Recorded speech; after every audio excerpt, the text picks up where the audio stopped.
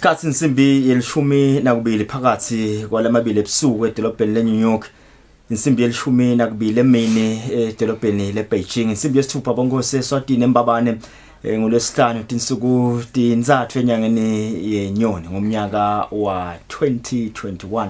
Ilanga lemakhulu lamabili nemashumi lamane nesithupha kuseleke malanga lelikhulu nelishumi nemfica upheleke umnyaka losetulu ngolwesihlanu wemashumi lamathathu nesithupha kulomnyaka wa 2021 sisevikini lemashumi lamathathu nesihlanu bitela mbongosi ngithini kule ngihambisana na sister Kholiwe Unkholiwe lela la bongosazana ngilungelele Kholiwe okay khona ka ngamuva ngithini wathi uma ngabe utawuthing lesihlanu shokuthi ude kahle imali na unemali vele uthi it's Friday Friday manje nyalo ngaba nemali ngalesihlanu uyafana nalothu utayindane so laba bethi imali kumele bathi hayi no ngilesihlanu na unemali ubonakala ngekuthi hayi Friday ngiyakuva nje uthi ngilesihlanu uthi bro khona lenye indoda ayemva bathi beyine tape kulenye establishment ngabo lesihlanu ingathinzeki manje ngifuna utshalo ukuthi le tape yini it's not no yathi tangisatsinyise le nabanginika whatever ngidathi nje hayi put it on his tape ngathi ngiyamadokhuluma ngaye takubulala so khuluma sahlamahle kuvuka nathi nomhla ekseni on a Friday, beautiful Friday morning 17 vuka kahle tikula tiyavula ke next week on the 8th of September all great shite completion vuna ngikhulu ukuthi batawushinjana abafunza ngisho kule njengoba sathi ukuthi umkhuhlane COVID-19 solo ukhona solo uyasi ngabe imali yabo angli ikhona nibekile imali yabo malume babhadalo sekuthi nje yadila abanye bomalume batafuna lenye imali nemali ethi 15 ke yasengileyo lenkingi ayilungu ngoba ngadlo siyakhanza sekutaba nenkinga imali yabo malume nethi 15 itawuluka ngithini ubukela sivele singene kiyo umbiko welosuka khona etikele tempilo webantu abatholakale ne-COVID-19 elangeni la iTolo. Kazi ke induna itempilo ithi kuhlole nje abantu labayinkulungwane nelikhulu nemashumi lasiphohlongo nesihlanu iTolo kwatholakala kusilaba ngemakhulu amabili nemashumi amathathu namunye banawo lo mkhuhlane le kwendeke ukuthi kusukela uqala lo mkhuhlane nje abantu sebatholakala sibabe nawo eSwatini bantu kulungwane ngamashumi lamane nathathu nemakhulu lasiphohlongo nemashumi ke lasihlanu nesikhombisa kazi ke labana lo mkhuhlane kungumanje nje lokungulwesihlanu bathi inkulungwane letisithupha namakhulu lasihlanu nemashumi lasiphohlongo 6580 lesebadula makuwo bathi inkulungwane letinye amashumi lamathathu nesithupha nelikhulu nemashumi lamane nesiphohlongo kanti ke iTolo kurekode nje labangamakhulu lasithupha nesikhombisa labadule kulo mkhuhlane labasetibhedlela kongmanje labalashwako bangamakhulu amabili nesihlanu abalashelwa yona ke COVID-19 Azikambukeli lasebagome ngalokuphelele bangu 166,143 lokulinganiselwa elishumini nakune ekhulwini 14.3% of the population yeMaswati.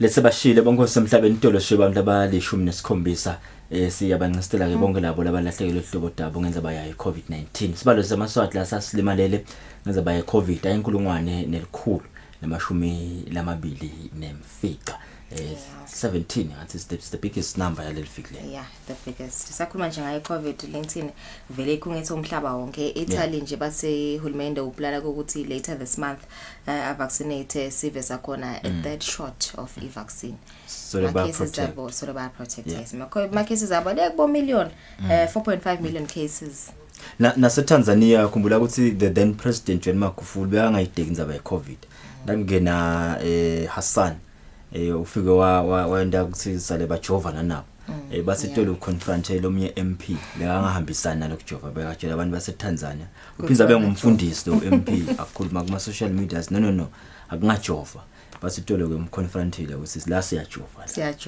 sekude phela he's taking this thing very serious uma ngabe nje athi nje DG iTolo ukuthi it will never nami ngejova namhla lapha eScreen hayi siyabonga finally sibone sibala lapha eScreen but awubeka kahle imijovo yami ngemva ngilabe ngiyeda namhla no physical activity, no alcohol for at least 14 days. kade baveme nginatsele manje. Alright, it's a Friday today. My guest abanenge sabakhulumisa sabe sikhulumisa lapha ne author Dr. Tina Jabu makakwela lobhala incwadi lebitho ngokuthi prophetic entrepreneurs. Sabe sikhulumisana naye kuva nje abantu ukuthi ngabe vele mhlambe nakabhala lena ncwadi I target audience yakhe bekabukeni bekahlose ini. Sabe sikhulumisana naye nga 7:30.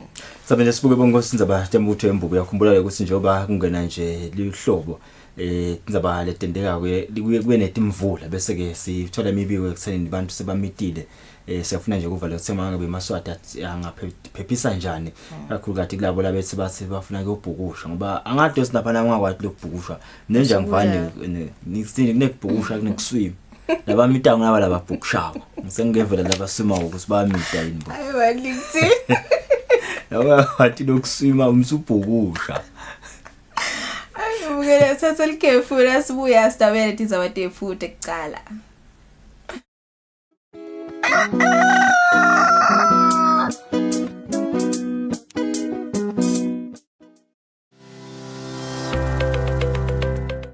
We are presently witnessing a disturbing rise in the number of gender-based violence cases.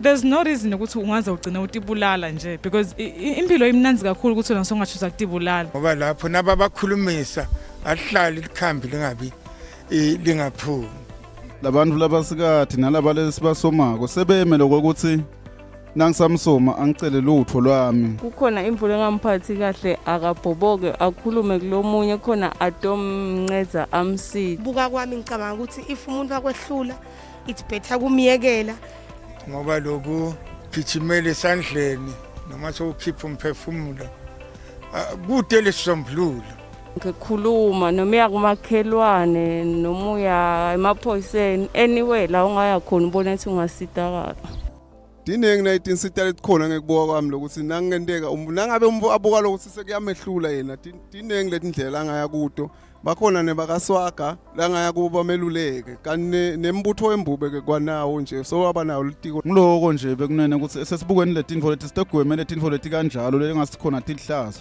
kuse sitokhona kuphila ngiloko kwakangwane Ungatibulali ungangibulali asingabulalana.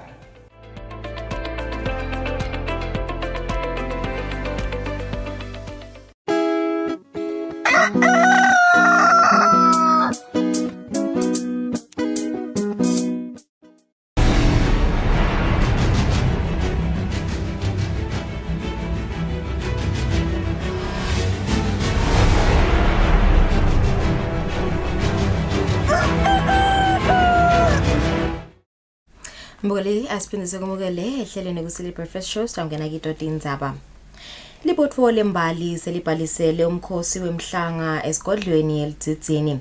Libutho liyalo ukuthi lilandzele yonke imithetho yebetempilo yokugwema kwanza kwemkhuhlane iCovid-19 kanti namakhosi atawenda isiqiniseko sokuthi imbali ekuthola konke kokutivikela kulomkhuhlane usachubeka lomkhosi. Nyama emhlaba silivele lithelekile ke libutho lembali khona lapha esigodlweni eLitsitsini kanti ke njengoba imbube emhlaba inkosi iMswati wesithathu ndabakalazize ikhiphe ligama kokuthi kutabadlanzana nje lalolibutho ekakhulu ngobe kugcina lona lisiko seyithelekile ke imbali eMaswati lokusho kona kokuthi umsebenzi utawuvele uhambe ngempumelelo lenhle sibili njengoba umdlandla umuhle.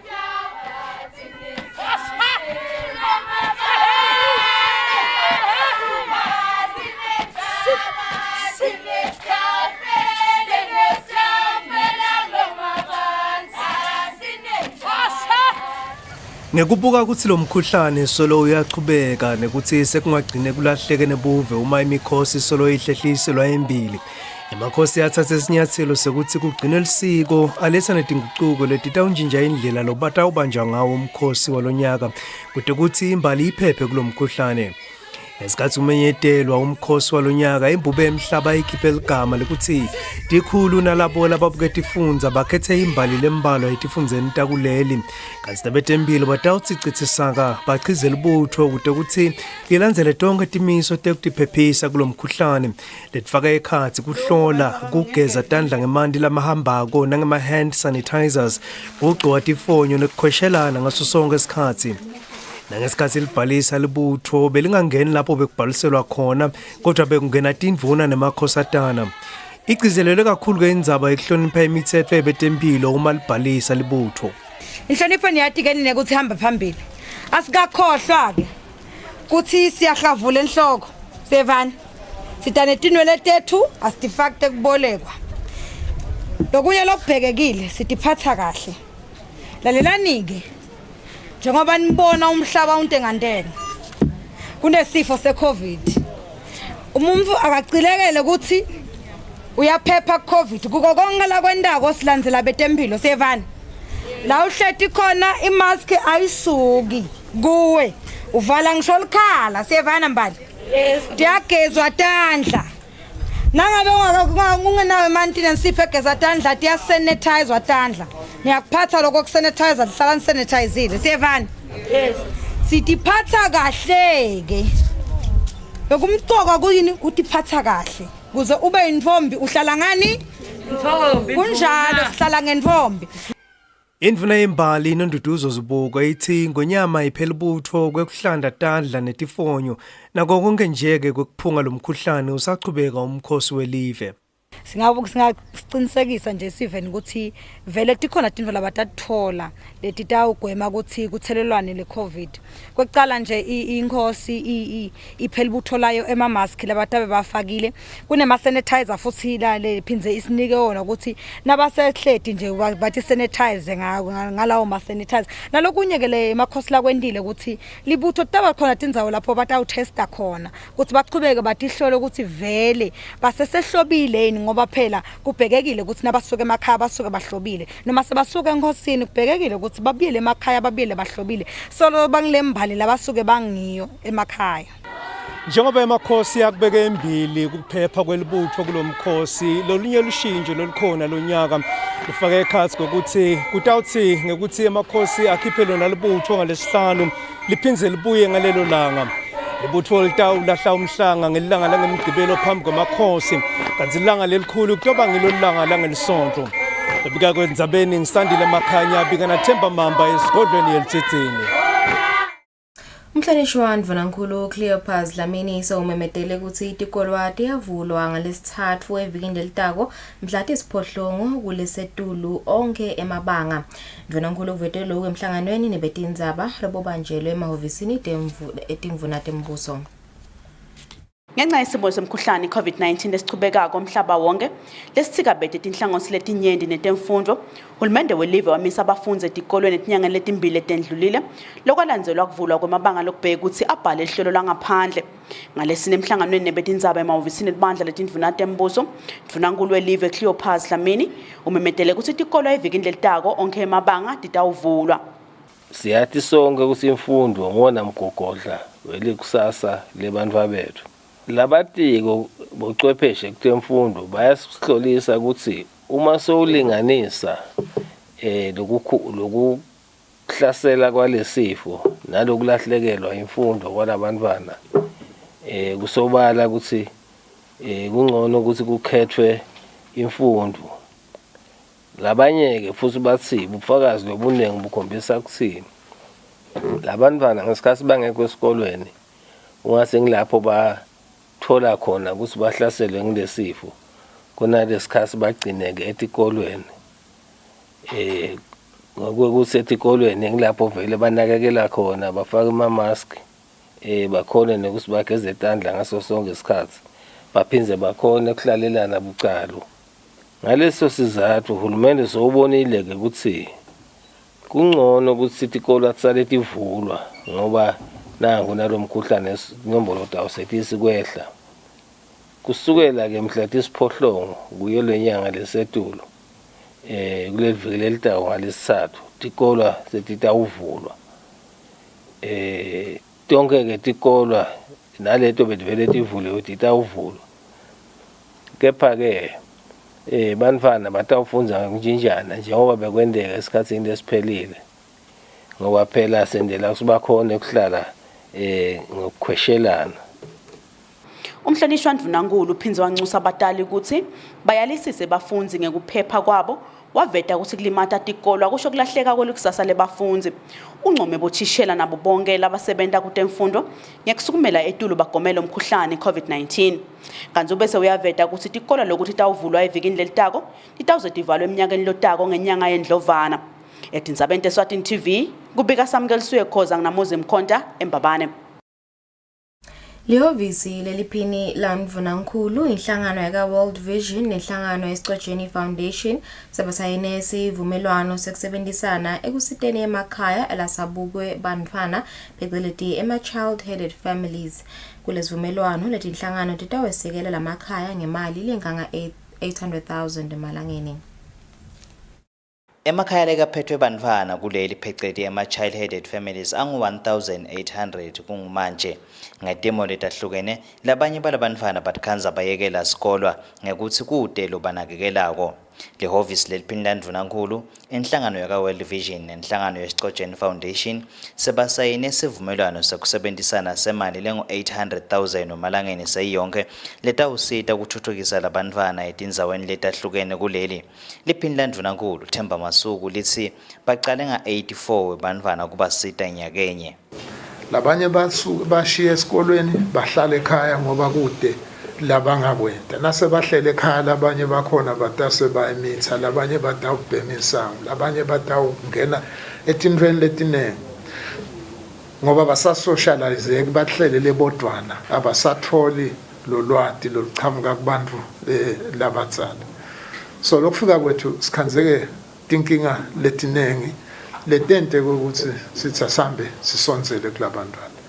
Banele Nkambule lobambe kuba umcondzisi wetinhlelo ka World Vision uthi badibane netimo letima lokwenda abantwana balengele ekutheni bahlukumedwe ngetindlela letahlukene kanzi lomncane labadibene naye uneminyaka lesikhombisa. We have a 7-year-old Lindokuhle who is the youngest in the child-headed household in one of the Eswatini rural communities.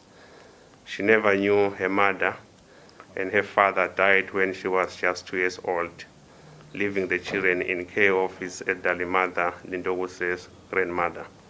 Ucela ke tinhlangano netinkampani ukuthi tibambane tibasite labantwana wacela ke ukuthi leto tinhlangano tibambane kusasebentwa lo msebenzi. Sihlalo weScotcheni Foundation Sandile Simelane uthe bayaludzinga lusito lolahlukene basasita labantwana lesebajika baba tinhloko temakhaya. Le mali lengaka lesikhiphile sina World Vision will go a long way, and futhi ngidawuthembisa nema sponsors ethu ukuthi i-partnership yethu na World Vision in terms of actual project implementation on the ground iqala ku-2015 khathi kunesomiso.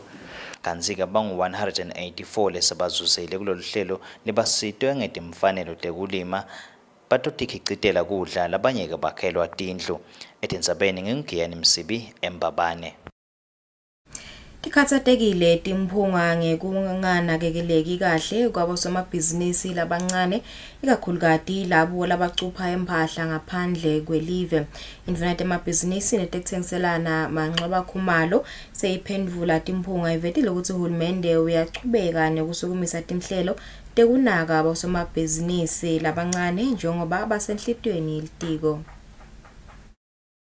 Nayihlala indlu yetimphunga ngalesithathu imphunga Busi Dlamini iphakamise isishukumiso sekuthi litiko letemabhizinisi nekuthengiselana selinakisise bosomabhizinisi labancane. Imphunga Busi icele litiko ukuthi lingagcini kwesekela nekunakekela bosomabhizinisi labancane lababhaliswe ngaphansi kwaleli tiko kodwa lenabiselo lolusito nakulabo labathengisa emigwaqweni yelive labangakabhaliswa. Kanti imphunga kulesishukumiso esekelwe imphunga umfana Nkosi Mphathwa. Lamanye unregistered hawkers lasasikhulela indlu yesineti naba la sebaphuma etikolweni bayekele konke bathwele tindishi banema umakotapeni maphopho sidabathini awusuka Madam President mawusuka amanzini ubheke airport kakhulu ngakuvalwa khona emehlo kakhulu kusupporta nekwati ukuthi umnotho welive ngeke ube ngumnotho ngaphandle ukuthi siwuthathelele kuma grassroots levels ama SMEs asupporteke ngayo yonke indlela ngikhona lapho kwakhe khona umnotho nalamanye amalunga endlela imbunga asikhulumisile lesishukumiso ngoma kunalama workers lamanye labheka le east wona ungathi anetinkinga letinkulu kakhulu Madam President ladzinga kwekuthi mhlawumbe uhulumende akhona ukuthi abaside ngalo kwekuthi kunema roadblocks lamaningi la endleleni kutawufuna ukuthi kube nemali la khikhi akunenzaba ukuthi noma kungaphuma iphoyisa le kulama roadblocks abanako ukuthi uphoyisa uyakhokha noma ubuya uyakhokha ngingathi Madam President singacela uhulumende sicele indvuna yelitiko lokuthi isisonzelele lesimo li office la commerce lake labane ma officers regionally leli cishe lento engathi lenta lo msebenzi wehub angathi noma sesekhona mhlambe lokho bangasifakela indvuna through you Madam President ukuthi lokho ngabe kusengenteka yini noma ke nalama hubs avulwe vele le decentralization yale misebenzi ibonakala indvuna yemabhizinisi nekuthengiselana amancoba akhumalo ibe seyiqinisekisa indlu ukuthi litiko liyachubeka nekusukumisa indlela tekuthuthukisa lonke hlobo labo somabhizinisi akusiwo khashani lapho khona bebasebenzela ebaleni balala ebaleni emathendeni nawo langabaneli babe bedene tindlu tekusithela babe bedene indzawo tekugeza babe bedena lapho babeka khona imithwalo yabo baphindze futhi bathengisele endzaweni yokubolekwa lapha kamanzini bahle babatrainisha kubasusa kungako ke litiko laselikhuluma nahulumende kwaphuma ke imali engaka 10 million emalangeni kwakhiwa ke lesakhiwo lesikhulu kangaka lapha kamanzini indvuna yemabhizinisi kubheka ukuthi yetfule umbiko logcwele endlini kuthi lentana litiko kwesekela bosomabhizinisi kakhulukazi labo labangakabhalisi ngakaphela amalanga la21 etindzabeni Eswatini TV kubika samkeliswe khoza nginagiyani Msibi eParliament Mapalane lomkhulu wetiko letekuchumana Max Omasuku uthi uhulumende uyatesekela tinhlelo tebuchwephesha letisita bafundzi ukuthi bachubeke nekufundza emakhono labalungisela likusasa labo. Masuku bekakhuluma nakasokumisa ngalokusemthethweni luhlelo lokucecesha abafundzi ngetemabhizinisi ngekusebenzisa tebuchwephesha lolusungulwe inhlangano iJunior Achievement. Inhlangano ye-Junior Achievement seyisukumisela uhlelo lolutawusita abafundi kanye nabothishela ukuthi bakhone kubamba imihlangano bakhone futhi nekuthi bafundi bathole lwati ngetemabhizinisi nekonga imali ngekusebenzisa tebuchwephesha. Asukumisa lolu hlelo mabhaneni omkhulu etiko letekuchumana nekwatisa Maxwell Masuku uthi uhulumende uyatesekela tinhlelo tetebuchwephesha njengobe umhlaba ubhekene nemkhuhlane we-COVID-19. It is the interest of government, of course, and we so much thank JA for this intervention in addressing what should be for learners. The COVID-19 has changed life from how we know it, even learning. But we are glad that we have organizations like the JA who have gone into the space and came up with this to ensure that learners continue to get what they need. Lenhlangano iphindze yasukumisa luhlelo lwencwadi lebhalwe ngebraille letawusita bafundzi labakhubateke ngekungaboni emehlweni. Nathi ugcina asifake ekhathi saba involved sesinayo incwadi lebraille kuthi sesingafunza nathi lokhu labanye labakufunza sibe munye njengoba live lifisa ukuthi sonke sifanane. So in short sendlulisa kubonga kakhulu kubo bonke letinhlangano letibambisene naye junior achievements ukuthi akaqhubeke angagcini lokhu ngekukwenta namuhla. Nothando Dlamini lobekamelele sihlalo webhodi yaka Junior Achievement utfumise lusito loluniketwe inhlangano i-UNICEF lolwende ukuthi le nhlangano ikhona kufinyelela itikolweni letinyenti. Afish Phasi lobekamelele lobuke inhlangano yaka UNICEF uncuse ukuthi tinakwe tindzaba tekuvikela bamfana ukuthi bangahlukubeteki ngetebuchwephesha.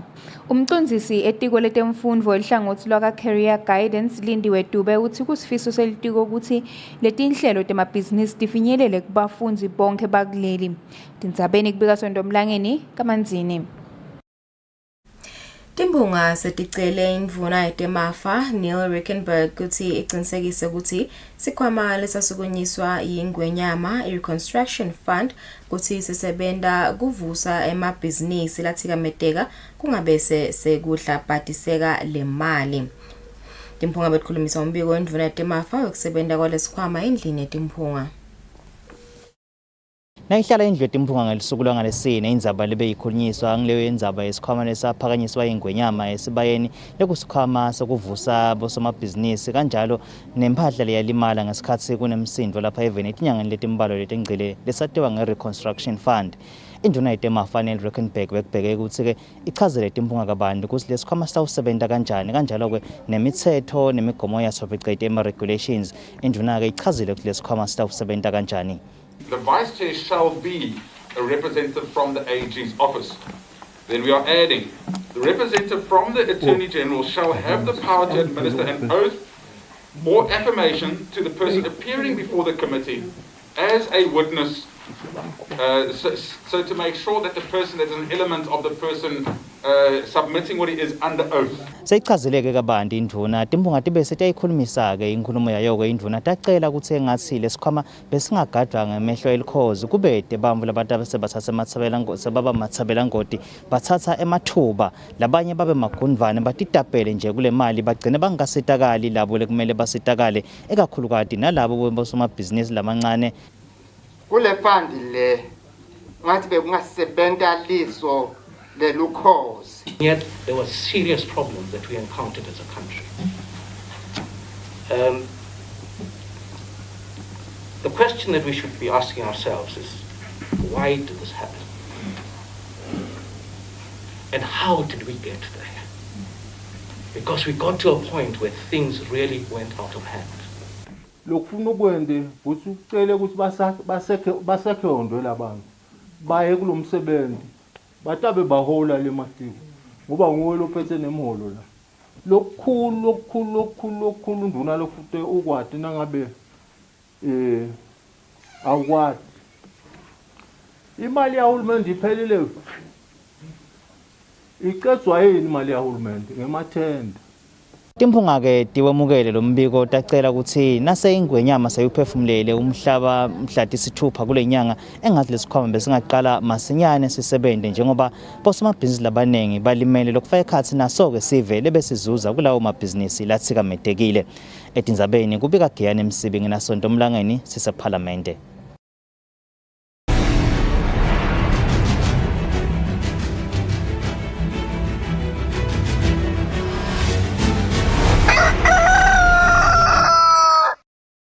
Senimukele etindzabeni temidlalo. Inhlangano ledlalisa umdlalo webhola esigabeni saka Premier League, iPremier League of Eswatini ithi kule season letako likhona lithuba lelikhulu ukuthi balandzeli batawubuyela enkundleni temidlalo babukele emacembu abo.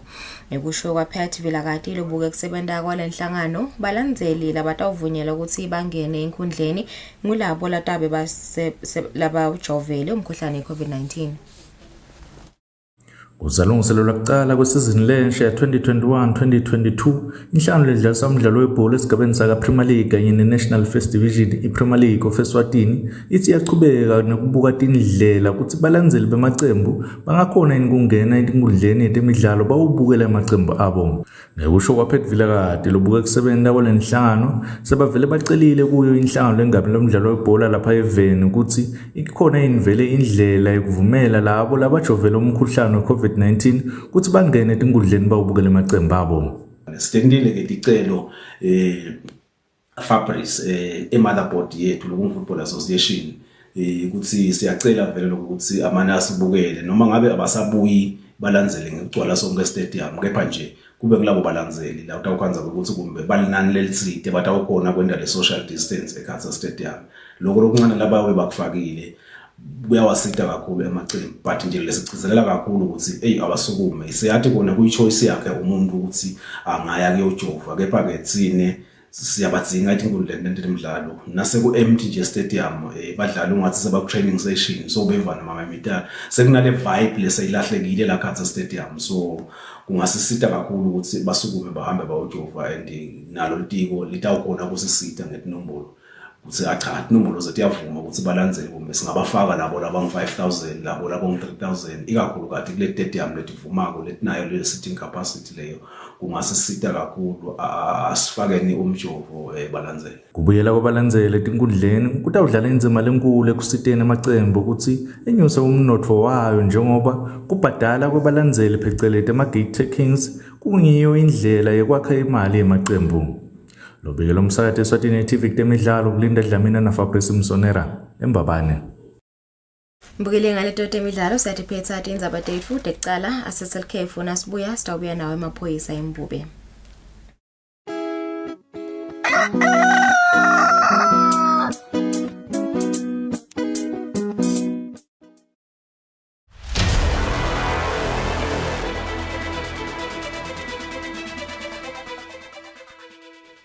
Using an ATM is a simple process.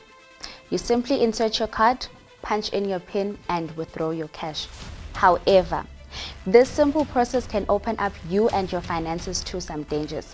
So it is very important that you proceed with caution when using the ATM and never share your PIN. When approaching the ATM, it is very important that you have your card ready, either in your hand or in your pocket, so that you do not waste time going through your belongings, either your wallet or your handbag, as this will give opportunities for thieves to act. Thirdly, put your money away immediately. Don't give anyone an opportunity to grab your cash or your card after a withdrawal. Lastly, always take your receipt after each and every transaction. It is important that you get your sleep after every transaction because it contains crucial information about your balances, and that may lead you to be a victim of bolandela. Be cyber aware, be cyber smart.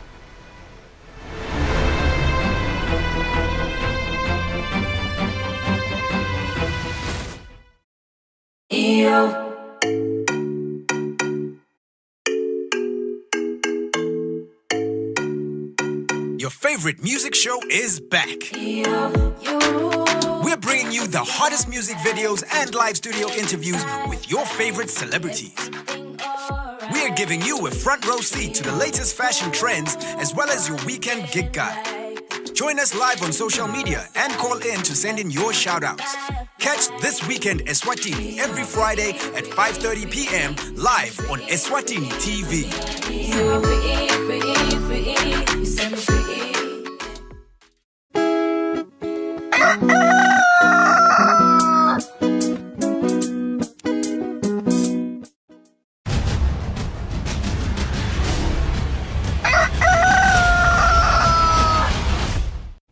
Singu 26 minutes before 7 saqhubana lohlelo namhla ekseni umbiko wa WHO wa 2019 uveta ke nje sithombele sibhlungu ekseneni 236,000 abantu bashiya ke emhlabeni nga2019 emva ukuthi bamite indzaweni letahlukene kubiwa ke ukuthi la eAfrica over 100,000 labashiya emhlabeni abatake la ku Southern Africa around 84,000 abantu bafa nga2019 indzaba nje ukuthi base bayamida sitafuna nalo sike siyohlola ukuthi ngabe naba la Eswatini ke khona babanganani statistics sithola nje kumede mphindile siyambonga khona naye sinamtheksena sibambise kuthola nabo selabo ngosi labatha usita sifuna nje ukuthi njoba ngivile ukuthi ngoba mina ngase reports ngiyangakwadi kahle le kwabo spring nabo nelihlobo ngiyithi nje la kungena September sesihlobo ngifundiseleke ukuthi mhla ka 1 September qale spring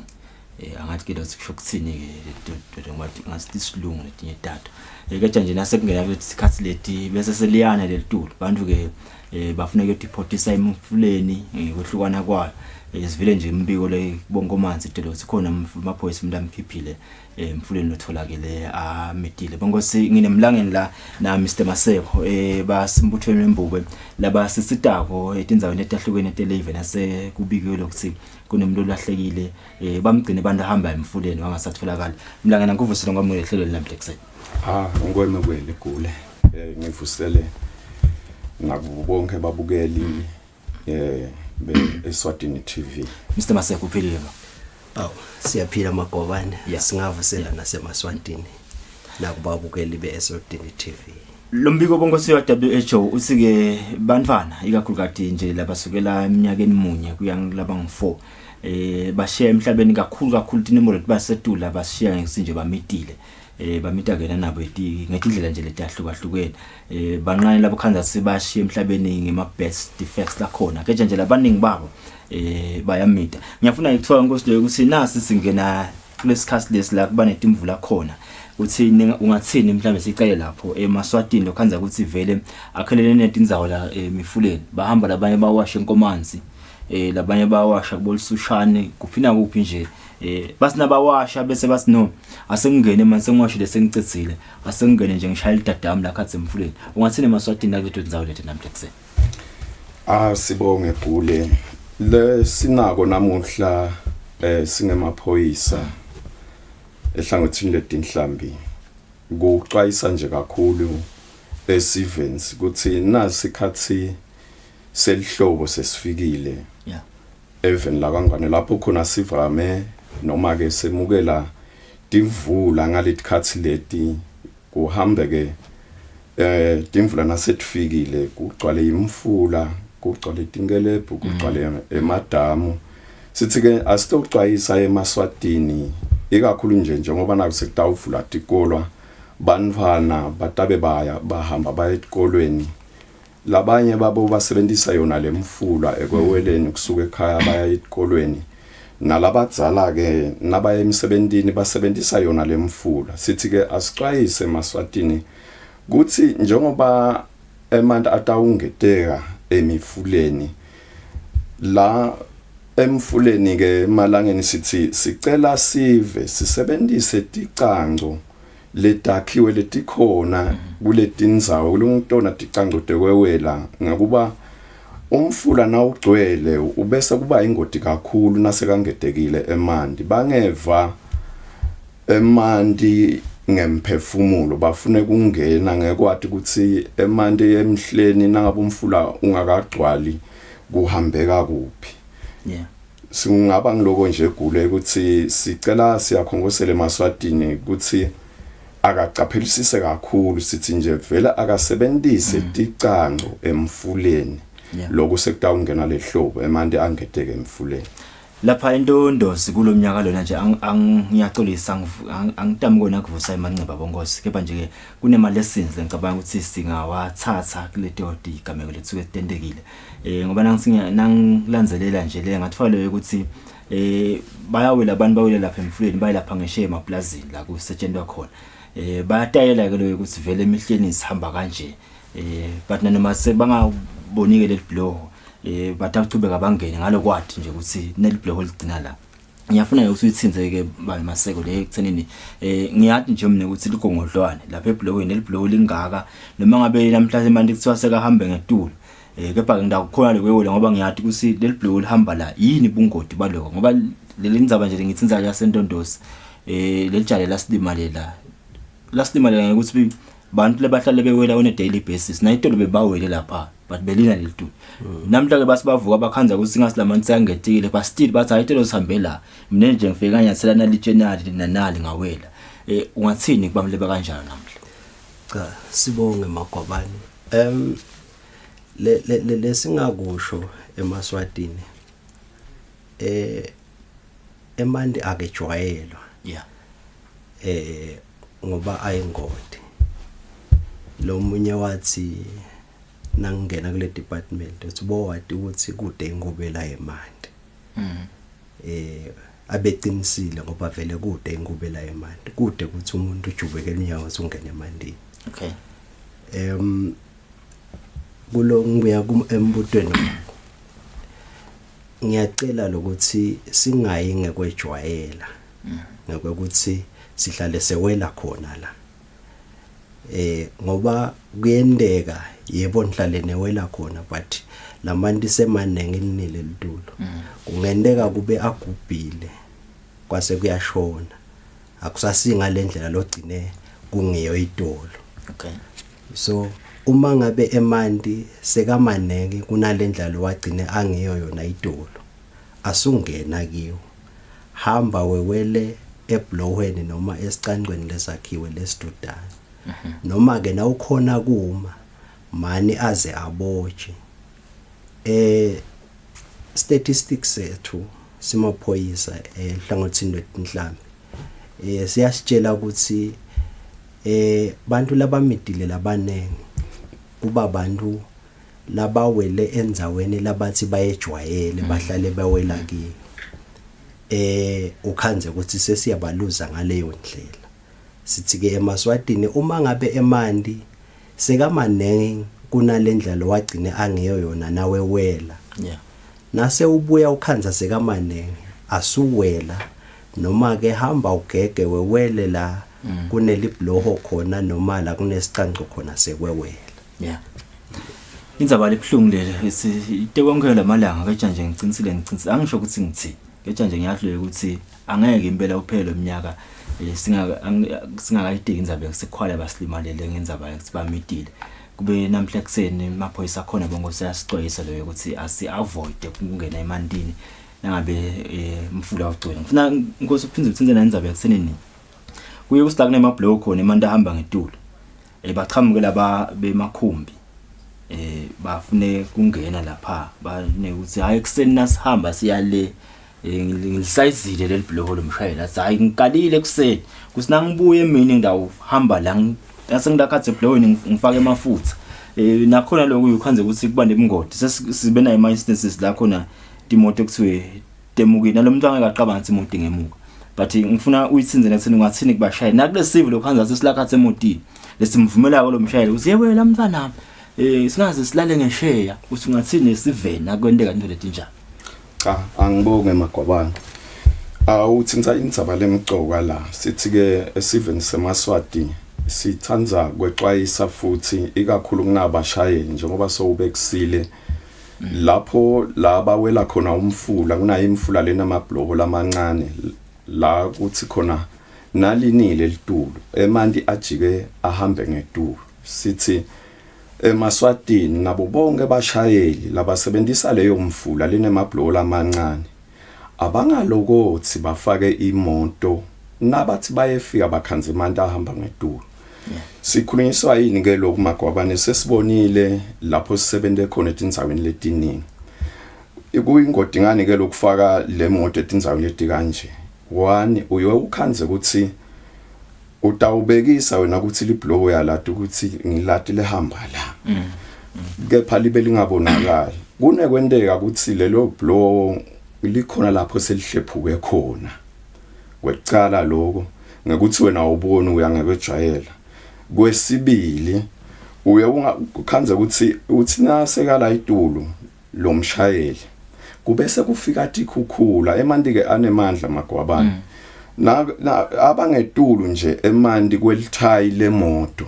Okay. Le moto leyo kucala nje kusuka nje hafini yalelithayi lemoto kuya ngetulu emanti sekanemandla ekuyikhukhula leyo moto ayiwisele ngale kweliblock noma ngayine bantu lakhathi noma ngabe inebantu labanganani. Okay. Ngoba sixwayisa kakhulu kubashayeli sithi sicela bangalokothi bafake imoto emablohweni labangawaboni lapho khona emanti sekahamba ngetulu khona ngoba kuyingodi kakhulu emanti nje abangetulu noma ke achamuka netikhukhula atayithatha leyo moto ayifake ngale kweliblow. Sikubonile lokho ke etindzaweni letehlukile sike sasebenza nje impela ngeke bona eMaswati ngibese ngivusa emanxeba ngibekise ngaletho dinsawo kepha sikhanzile sifikile sasebenza ukhanze ukuthi nasifika basitshele ukuthi awu umshayeli ufike wayifaka ngekwejwayela liblock ephaliblock angaliboni kungako kwesikhongosela namhle kusene eMaswatini onke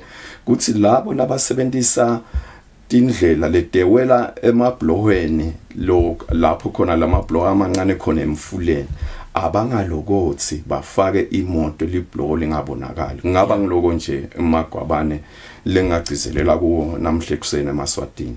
But betempelo drowning is a major health issue that can be prevented. Lokubhlungu lokuthi iyendeka mihla lena nje la sekuqala ihlobo emavela amaningi aya report ukuthi abantu basilimalele. Lenye ke issue lekhona Mr. Masengile ukuthi uthi nje umlangeni tikola tiyavula ngalesithathu. Tutende nankulu nalaba crash batavuyele crash.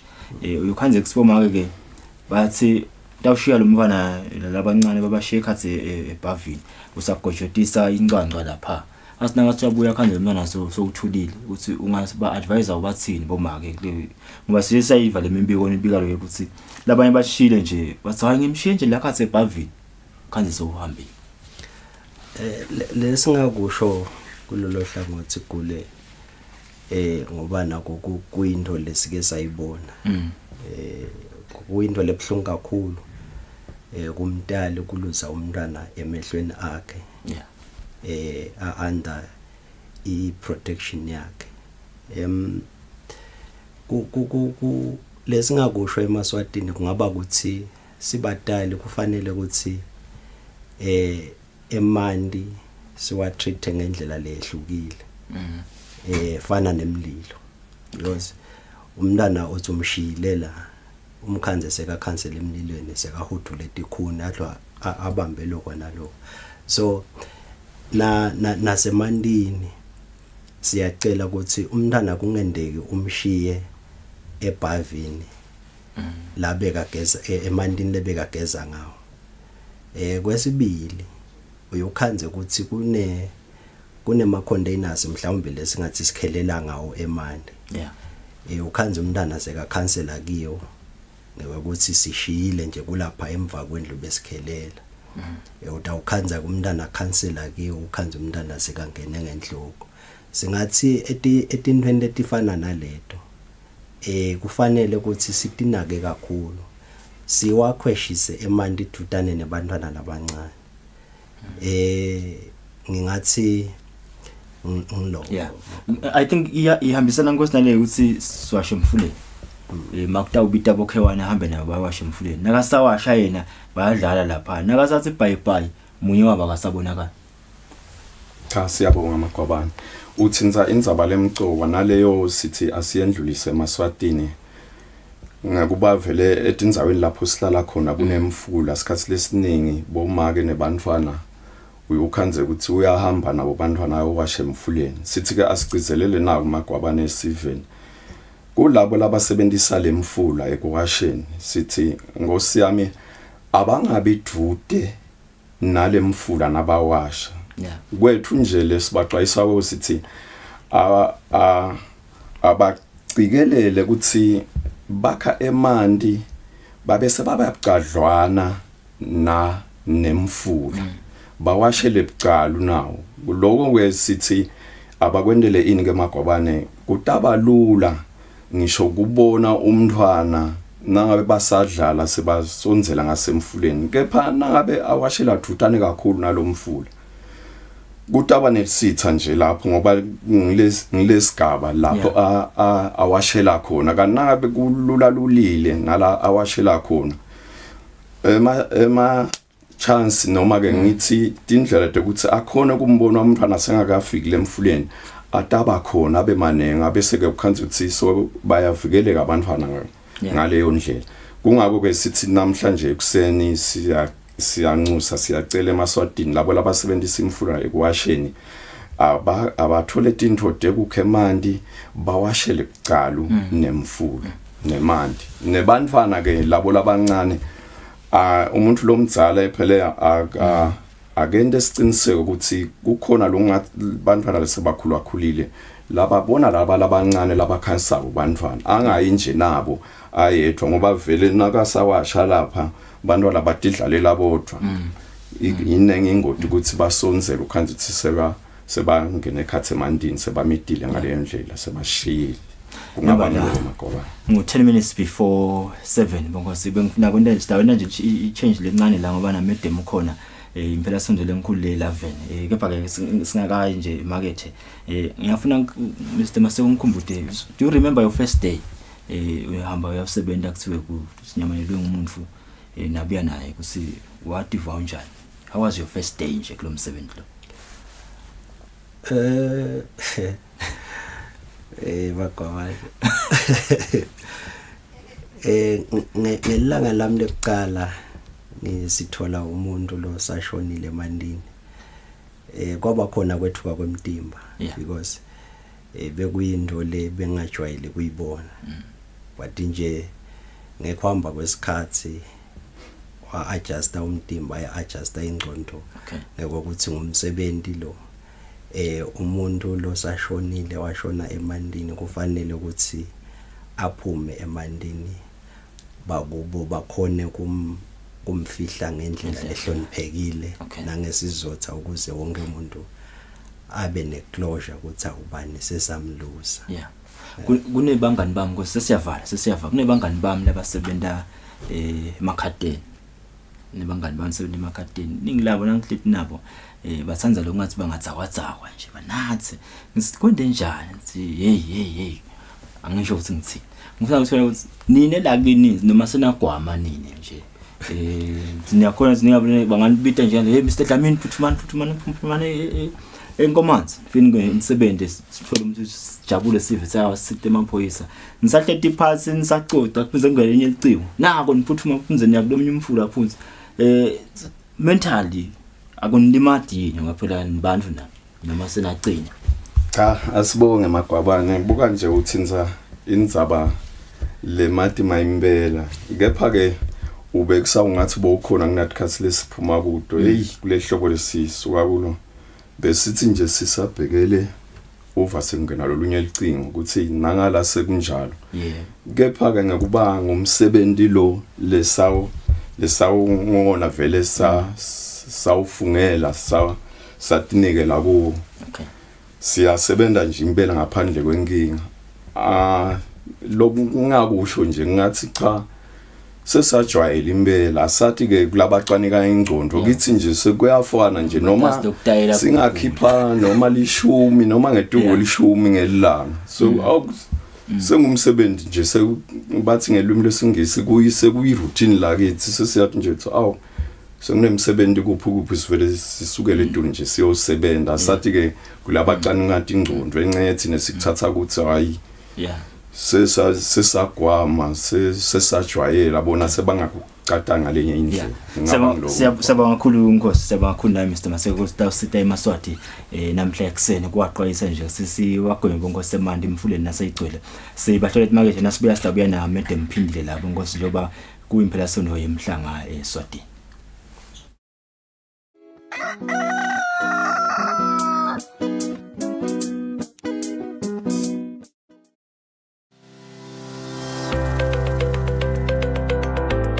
Wansumfu nje ngibekise uthola noma licingo lakhe say message seniyacabana seniyabulalana nje uyathi kuyashaqisa kulaba labahlukubetekako nekwe ukuthi ngalo ukuthi phela kuhlukubeteka okay ke ngaqala namuhla kwanza uthi iprocess leqhubekako kungcono ukuthi nje kusina kusaqala uvele ukureport ungameli ukuthi umuntu azaphinza akushaya noma aphinza akurepe yabo akuphinzeleli.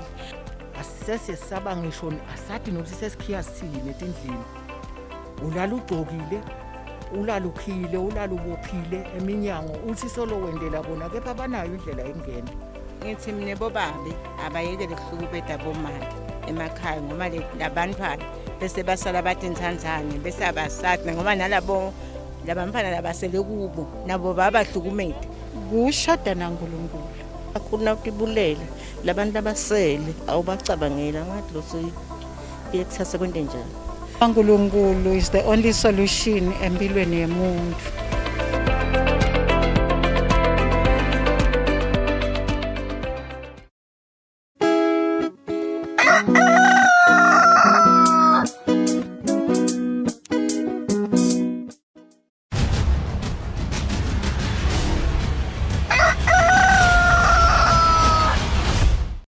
because 5 minutes before 7 sesina madam phindile vla kade sitakhumbula ukuthi impela sonto le lenkulu njoba sibonile nasendzabeni ukuthi ingabisa imbali ifikile itolo esikoleni eSwatini njoba kumpela sonto emhlanga le kepha ke madam besinabo selasteka lenza by drowning le esikhathini esiningi iphindze ke ibuye nase officeini lakho nawe ukhiphe lembiko lekuthenini nanayo ngathini mhlambe Steven kuthatha nathi ixwayiso lecedwa kusho ku Mr Maseko na Mr Dlamini.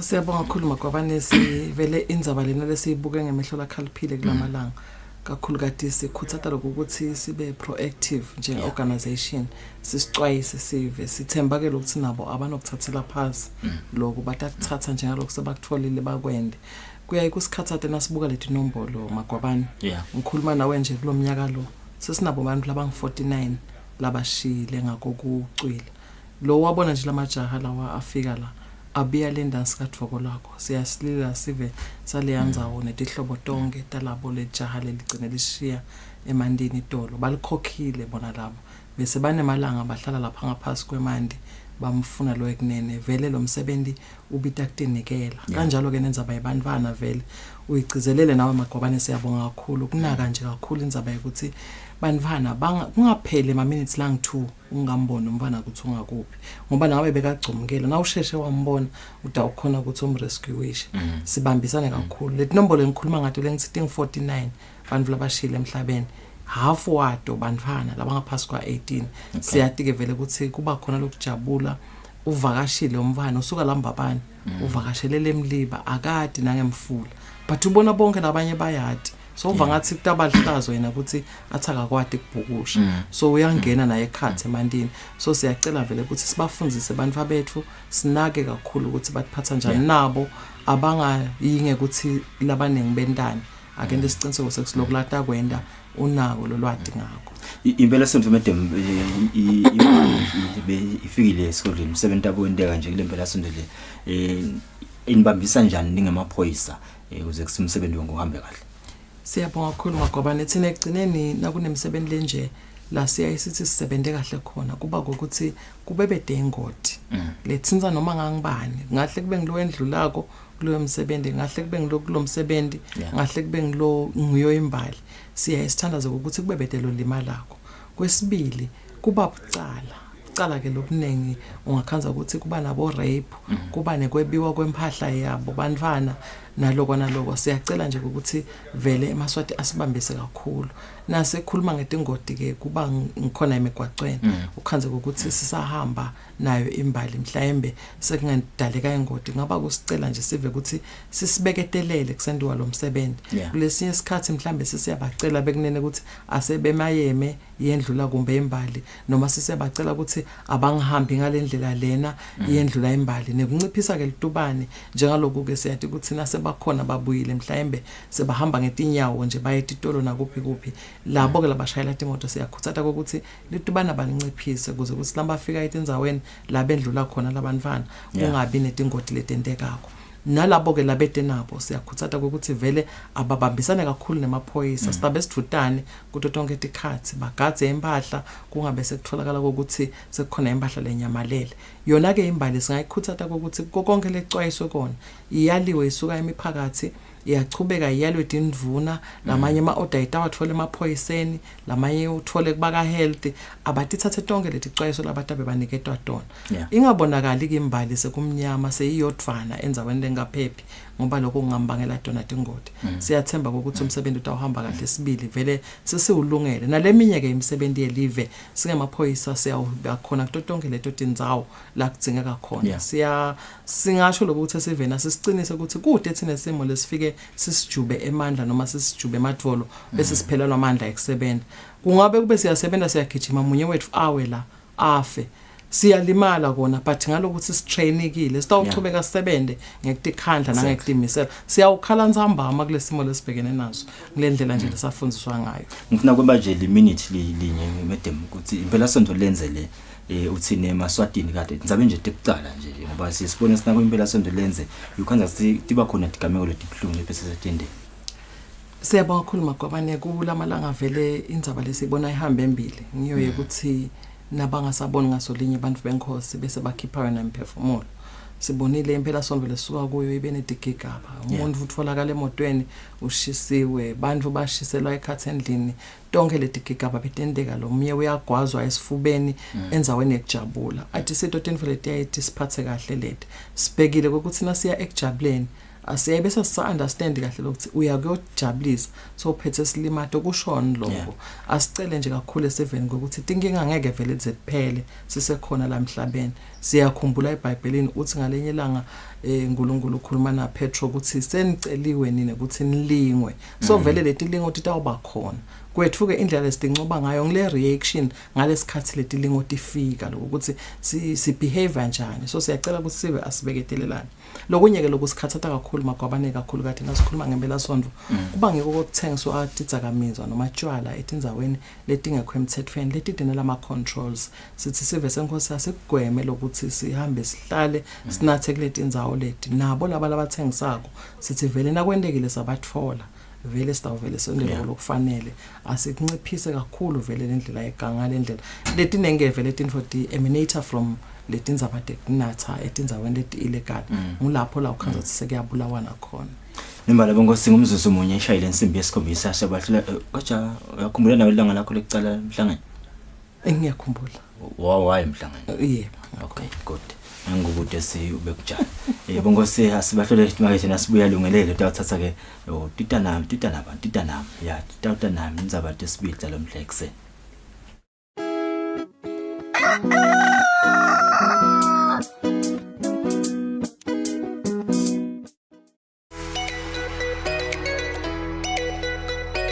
Mangwane vuka uvakashe yati live lapho kabantu imbukeli there's so much to learn and see in the kingdom of Eswatini.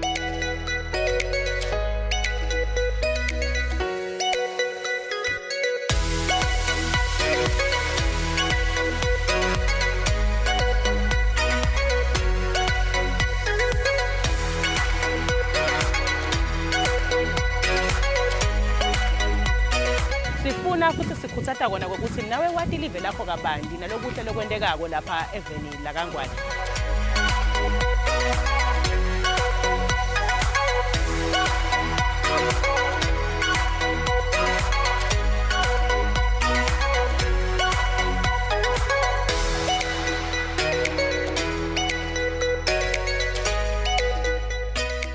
Namambalo uyabona mbukeli ukuthi indalo is a beautiful thing. Ubumkhulu baNkulunkulu buyabonakala ngendalo.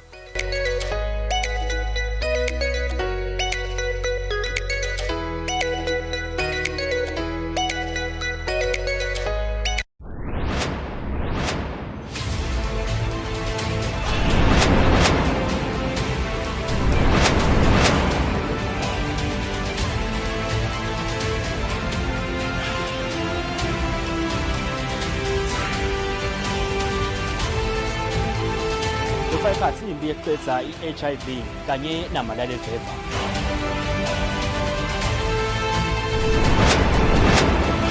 Kubika Sibusiso Ngubane anamba ngwadube kacoma indaba kalavumisa.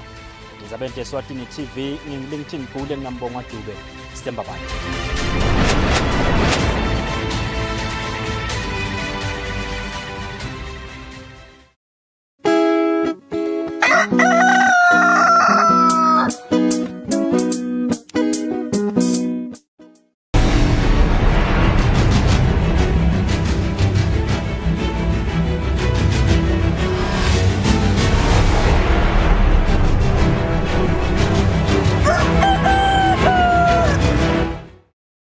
Ngola nguvusela ngomukele ndzabeni tesibili tjalo mhla ekseni libito lami ngilingithini kule libutho lembali selibhaliseleke umkhosi wemhlanga esigodlweni elisitsini libutho ke liyale ukuthi lilandzele yonke imithetho ebetempilo yegwema kwanza kwalomkhuhlane kanti ke namakhosi atawona siqiniseko ukuthi libutho likuthola konke kokudivikela kulomkhuhlane usachubeka umkhosi sekuvele sekunjalo nebengonyama emhlaba silivele lithelekile ke libutho lembali khona lapha esigodlweni elisitsini kanti ke njengoba imbube emhlaba inkosi iMswati wesithathu ndabakalazize ikhiphe ligama ukuthi kutabadlanzana nje la lolibutho ekakhulu ngobe kugcina lona lisiko seyithelekile ke imbali eMaswati lokushokona ukuthi umsebenzi utawuvele uhambe ngempumelelo lenhle sibili njengoba umdlandla umuhle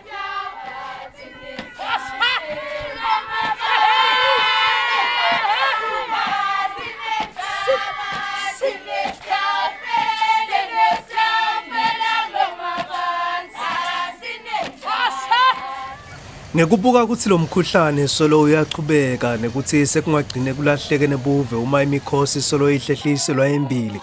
Emakhosi yathatha isinyathelo sekuthi kugcine lisiko aletha netinguquko letitawunjinja indlela lobatawubanja ngawo umkhosi walonyaka kude kuthi imbali iphephe kulo mkhuhlane. Esikhathi umenyetelwa umkhosi walonyaka imbube emhlaba ikhiphe igama lekuthi dikhulu nalabo lababuketa ifunza bakhethe imbali lembalo etifunzeni takuleli kanti tabetempilo batawutsicithisaka bachizela ibutho kude kuthi lilandzele tonke timiso tekutiphephisa kulomkhuhlane letifaka ekhatsi kuhlola kugeza tandla ngemanti lamahambako nangema hand sanitizers kugcoka tifonyo nekukhweshelana ngaso sonke isikhathi. Nangesikhathi libhalisa libutho belingangeni lapho bekubhaliselwa khona kodwa bekungena tindvuna nemakhosatana. Igcizelelwe kakhulu ke indzaba ekuhlonipha imithetho yebetempilo uma libhalisa libutho. Inhlonipho niyati ke nine ukuthi hamba phambili. Asikakhohlwa ke kuthi siyahlavula enhloko. Sevani. Sitane tinwele tethu asitifakte kubolekwa. Lokunye lokubhekekile sitiphatha kahle. Lalelani ke njengoba nibona umhlaba untengantenga kunesifo seCovid umuntu akacilekele ukuthi uyaphepha kuCovid kuko konke la kwendako silandzela betempilo sevani la uhleti khona imask ayisuki kuwe uvala ngisho likhala sevana mbali tiyagezwa tandla nangabe ungenawo imantini nsiphe geza tandla tiyasanitizwa tandla niyakuphatha lokho kusanitizer lihlala sanitizile siyevani yes sitiphatha kahle ke lokumcoka kuyini utiphatha kahle kuze ube indvombi uhlala ngani indvombi kunjalo sihlala ngendvombi. Indvuna yembali inonduduzo zibuka ithi ngonyama iphela ibutho kwekuhlanda tandla netifonyo nako konke njeke kwekuphunga lomkhuhlane usachubeka umkhosi welive. Singaqinisekisa nje siveni ukuthi vele tikhona tindvo labatathola letitawugwema ukuthi kuthelelwane leCovid.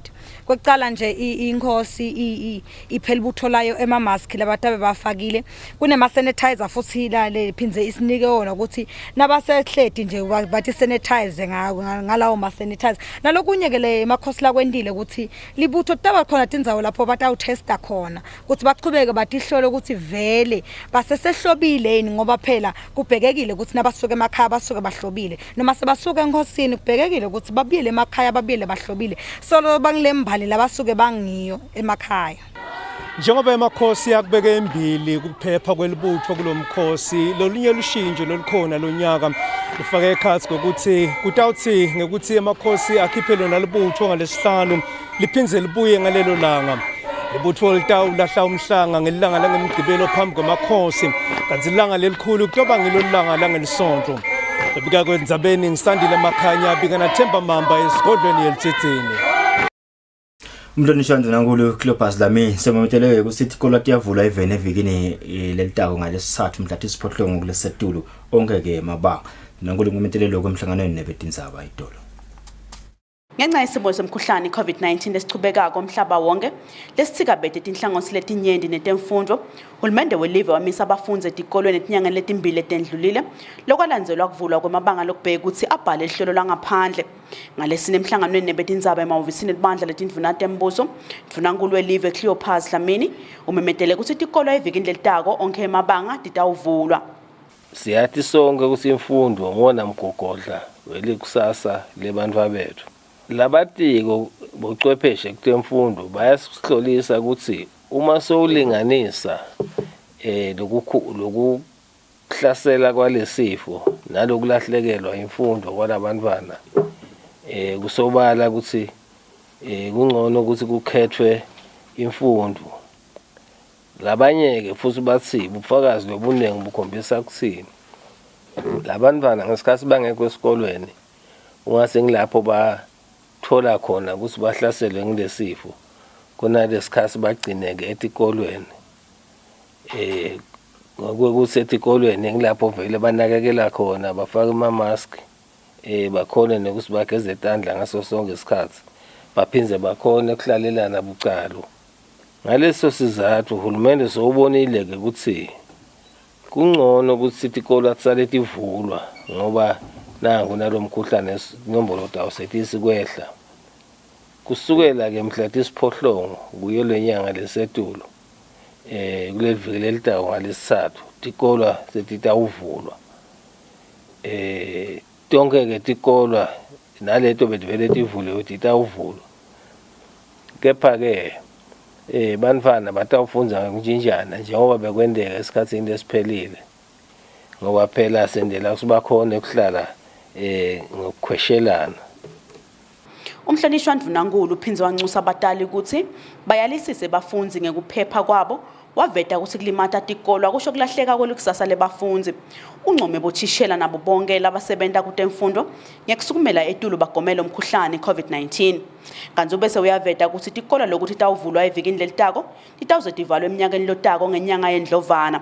Etindzabeni Eswatini TV kubika Samkelisuye Khoza nginamuzi Mkhonta eMbabane. Lovis leliphini laNdvunankulu inhlangano yaka World Vision inhlangano yeStrogen Foundation sebasanike izimelwano sekusebenzisana kusiteneke emakhaya lasabukwe bantwana phecelezi ama child headed homesteads. Kulo zimelwano ethi inhlangano itasekela lamakhaya ngemali lefikako ku 800,000 emalangeni. Emakhaya lekaphethwe bantwana kuleli phecelezi ama child headed families angu 1800 kungumanje ngetimo letahlukene labanye balabantwana batkhanza bayekela sikolwa ngekuthi kude lo banakekelako. Lehhovisi leliphini laNdvunankulu inhlangano yaka World Vision nenhlangano yeStrogen Foundation sebasayine sivumelwano sekusebenzisana semali lengu 800,000 emalangeni seyonke letawusita ukuthuthukisa labantwana etindzaweni letahlukene kuleli. Liphini laNdvunankulu Themba Masuku lithi baqale nga 84 webantwana kubasita nyakenye. Labanye bashiya esikolweni bahlala ekhaya ngoba kude labangakwenda nase bahlele ekhaya labanye bakhona batase bayimitha labanye batawubhema isango labanye batawungena etintweni letinenge ngoba basasocialize bahlele lebodwana abasatholi lolwati loluchamuka kubantu labatsala. So lokufika kwethu sikhanzeke tinkinga letinengi letente ukuthi sithi asambe sisonzele kulabantwana. Banele Nkambule lobambe kuba umcondzisi wetinhlelo ka World Vision uthi badibane netimo letima lokwenda abantwana balengele kuseni bahlukumedwe ngetindlela letahlukene kanzi lomncane labadibene naye uneminyaka lesikhombisa. We have a 7-year-old Lindokuhle who is the youngest in the child-headed household in one of the Eswatini rural communities. She never knew her mother and her father died when she was just 2 years old, leaving the children in care of his elderly mother, Lindokuhle's grandmother. Ucela ke tinhlangano netinkampani ukuthi tibambane tibasite labantwana wacela ke ukuthi leto tinhlangano tibambane kusasebentwa lo msebenzi. Sihlalo weStrogen Foundation Sandile Simelane uthe bayaludzinga lusito lolahlukene basasita labantwana lesebajika baba tinhloko temakhaya. Le mali lengaka lesikhiphile sina World Vision will go a long way and futhi ngidawuthembisa nema sponsors ethu ukuthi i-partnership yethu na World Vision in terms of actual project implementation on the ground iqala ku 2015 khathi kunesomiso. Kanzika bangu 184 lesabazusele kulolu hlelo libasitwe ngetimfanelo tekulima batotikhicitela kudla labanye ke bakhelwa tindlu. Etindzabeni ngingiyani Msibi eMbabane. Tikhathatekile timbunga ngekunganakekele kahle kwabo somabhizinisi labancane kakhulukazi labo labacupha impahla ngaphandle kwelive. Kanti-ke indlela yamabhizinisi netesengisela namanqubo akhumalo seyiphendula timbunga ivetile ukuthi uhulumende uyachubeka nokusukumisa tinhlelo tekunaka abo somabhizinisi labancane. Nayihlala indlu yetimpunga ngalesithathu impunga Busi Dlamini iphakamise isishukumiso sekuthi litiko letemabhizinisi nekuthengiselana selinakisise bosomabhizinisi labancane. Impunga Busi icele litiko ukuthi lingagcini kwesekela nekunakekela bosomabhizinisi labancane lababhaliswe ngaphansi kwaleli tiko kodwa lenabiselo lusito nakulabo labathengisa emigwaqweni yelive labangakabhaliswa. Kanti impunga kulesishukumiso esekelwe impunga umfana Nkosi Mphathwa. Lamanye unregistered hawkers lasasikhulela indlu yesenate naba lase baphuma etikolweni bayekele konke bathwele tindishi banema umakotapeni maphopho sitabathini awusuka Madam President mawusuka amanzini ubheke airport kakhulu ngakuvalwa khona emehlo kakhulu kusupporta nekwati ukuthi umnotho welive ngeke ube ngumnotho ngaphandle ukuthi siwuthathelele kuma grassroots levels ama SMEs asupporteke ngayo yonke indlela ngikhona lapho kwakhe khona umnotho nalamanye amalunga endlu etimbunga asikhulumisile lesishukumiso ngoma kunalama workers lamanye la bekale east wona ungathi anetinkinga letinkulu kakhulu Madam President ladzinga ukuthi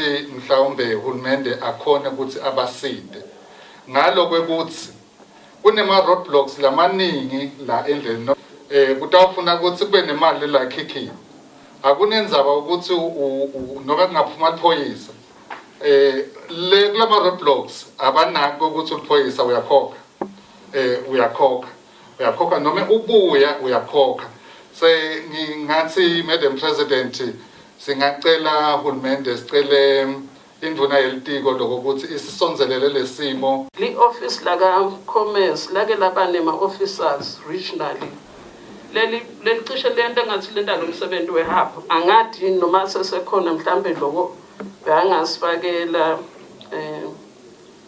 induna through you Madam President ukuthi lokho ngabe kusengenteka yini noma ke nalama hubs avulwe vele le decentralization yale misebenzi ibonakala induna yemabhizinisi nekuthengiselana amancoba akhumalo ibe seyiqinisekisa indlu ukuthi litiko liyachubeka nekusukumisa indlela tekuthuthukisa lonke hlobo labo somabhizinisi akusiwo khashane lapho khona bebasebenzela ebaleni balala ebaleni emathendeni nawo langabaneli babe bedele indlu tekusithela babe bedele indzawo tekugeza babe bedena lapho babeka khona imithwalo yabo baphindze futhi bathengisele endzaweni yokubolekwa lapha ngamanzini bahle babathreatisha kubasusa kungako ke litiko laselikhuluma nahulumende kwaphuma ke imali lenganga 10 million emalangeni kwakhiwa ke lesakhiwo lesikhulu kangaka lapha ngamanzini induna yemabhizinisi kubheka ukuthi yetfule umbiko logcwele endlini kuthi lentani litiko kwesekela bosomabhizinisi kakhulukati labo labangakabhalisi ngakaphela amalanga la21 etindzabeni Eswatini TV kubika samkeliswe khoza nginagiyani Msibi eParliament Maphalanelo omkhulu etiko lete kwatisa Maxwell Masuku ukuthi uhulumende uyatesekela tinhlelo tebuchwepheshe letsita ke bafundzi ukuthi baqhubeke nekufundza emakhono labalungiselela likusasa labo Masuku bayakhuluma nakasukumisa ngalokusemthethweni uhlelo lokuqeqesha abafundzi ngetemabhizinisi ngekusebenzisa indlela tebuchwepheshe lokusungulwe inhlangano yaka-JA. Inhlangano ye-Junior Achievement seyisukumisela uhlelo lolutawusita abafundi kanye nabothishela ukuthi bakhone kubamba imihlangano bakhone futhi nekuthi bafundi batfole ulwati ngetemabhizinisi nekonga imali ngekusebenzisa tebuchwepheshe. Asukumisa lolu hlelo mabhanelo omkhulu etiko letekuchumana nekwatisa Maxwell Masuku uthi uhulumende uyatesekela tinhlelo tetebuchwepheshe njengobe umhlaba ubhekene nemkhuhlane we-COVID-19. It is the interest of government, of course, and we so much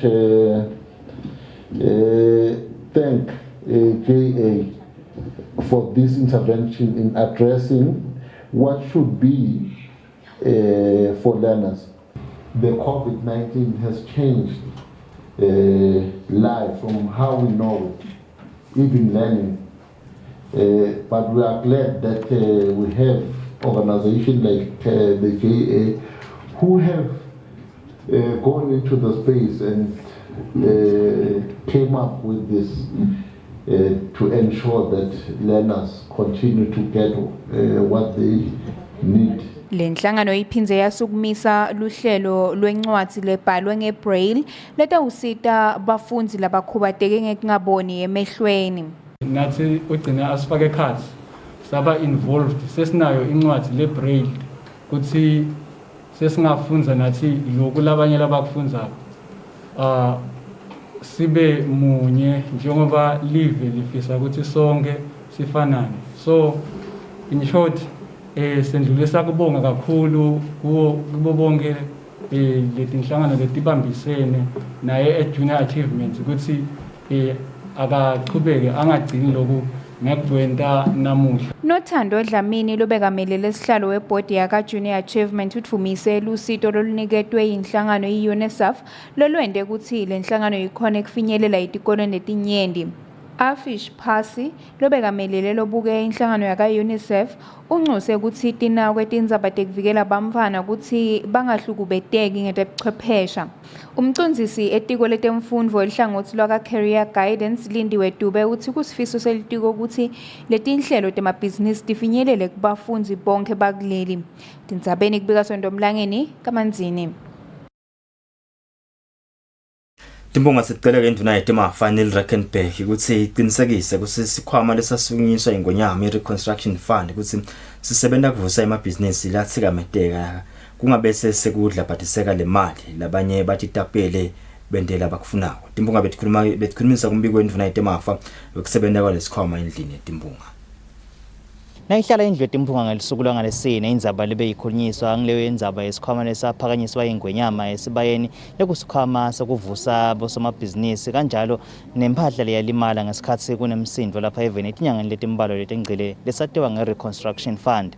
Induna yetemafanele Drakensberg bekubheke ukuthi ke ichazele timphunga kabantu ukuthi lesikhwama sitawusebenta kanjani kanjalo ke nemitsetho nemigomo yaso phecelezi ema-regulations. Induna ke ichazile ukuthi lesikhwama sitawusebenta kanjani. The Vice Chair shall be a representative from the AG's office. Then we are adding, the representative from the Attorney General shall have the power to administer an oath or affirmation to the person appearing before the committee as a witness, so to make sure that the person, there's an element of the person submitting what he is under oath. Seyichazeleke kabanti induna timphunga tibe setiyayikhulumisa ke inkulumo yayo ke induna tacela ukuthi engathi lesikhwama besingagadwa ngemehlo elikhozi kubede bamvu labantu sebathatha ematshabela sebaba matshabela ngoti bathatha emathuba labanye babe magundvane batitapele nje kule mali bagcine bangasetakali labo lekumele basitakale ekakhulukati nalabo bosomabhizinisi lamancane. Kule fund le ngathi bekungasebenta liso lelukhozi. Yet there were serious problems that we encountered as a country.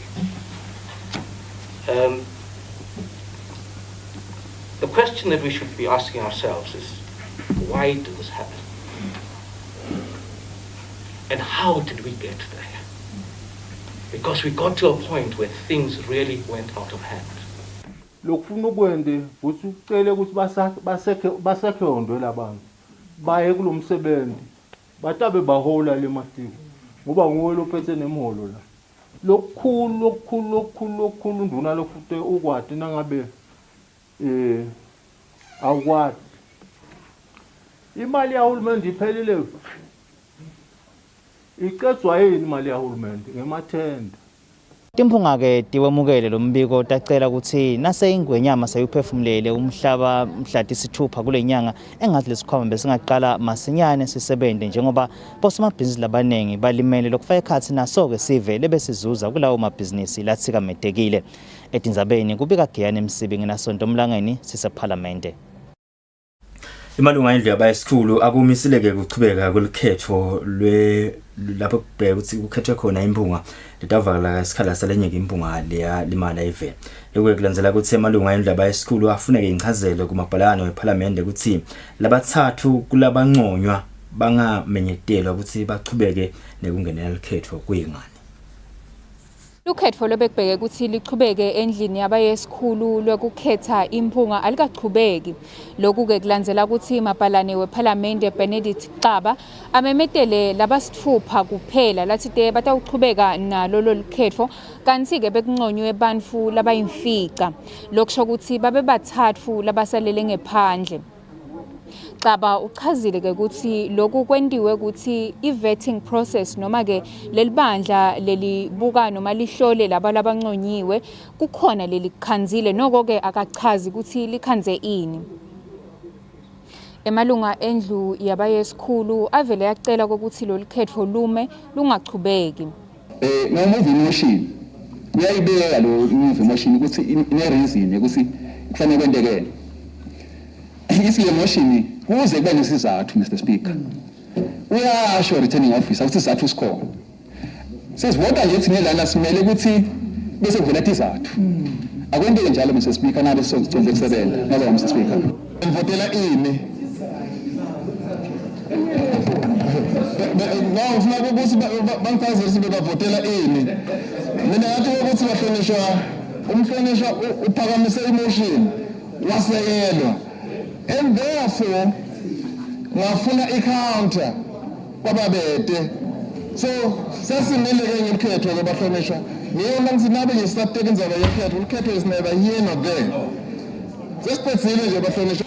Emalunga endlu yabayesikhulu acelile kokuthi lo likhetho okubheka ukuthi lube ngilelo lelisebaleni kanti ke bayafisa kokuthi mabhalane weParliament avete kokuthi kubangwa yini kokuthi labala bathathu basalele ngephandle. Itindzabeni kubika Sondomlangeni nginagiyani Msibi eParliament.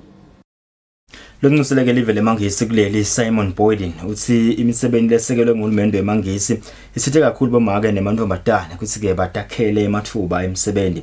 Boyden uthi kuniketwa lwati bomake kutawusitha ukuthi bakhone kufaka sandla ekuthuthukiseni umnotho welive. Umsebenzi wekusekela bomake labasemadolobheni ngenhloso yokucedza ubuphuya litiko letindlu nekutfutfukiswa kumadolobha ngekubambisana nahulumende wemangisi luchubeke kahle. Lo nxusele uhulumende walabamhlophe kuleli Simon Boyden uthi inhloso yabo kwesekela bomake ukuthi bakhone nabo kuvusa umnotfo baphindze futhi batimele. The Commonwealth Local Government Forum has been supporting you here in Eswatini to promote local governance and local economic development since 2012. Through this partnership, two main projects, as we've heard, have been successfully implemented. The already completed Local Economic Development Project and the JOCOTS project being concluded this month. These projects have already impacted thousands of people, especially those from low-income communities, and have brought about food security and income generation, reduced unemployment, improved socioeconomic status, particularly of women, and environmental management. Gordon Mbulilo buke kusebenta kwemadolobha lapha eveni uchaza ngalolu hlelo. Kwaba netinhlangothi letintathu letakhiwako kulolu hlangothi kwakhiwa i-network lefaka ekhatsi bomake ama-councillors la esifazane nalabaphethe ke emadolobheni lababomake lesithi women in local government bese kuba khona ke i-network lesithi young women's network yabo sisi labancane labasedolobheni labafisa kungenela bohulumende basemadolobheni sekubese ngilena ke lesihlangane ngayo namhla lesithi igwaqatela nsika women network laba ke kulolu hlelo lokwentekile kubo ngilokuthi le sibanikwe imali ukuthi bangasungula njani amabhizinisi emadolobheni. Le misebenzi yalabomake itawukhangiswa emhlanganweni wakaSADC wemadolobha. Itindzabeni kubika Sondomlangeni ngamanzini.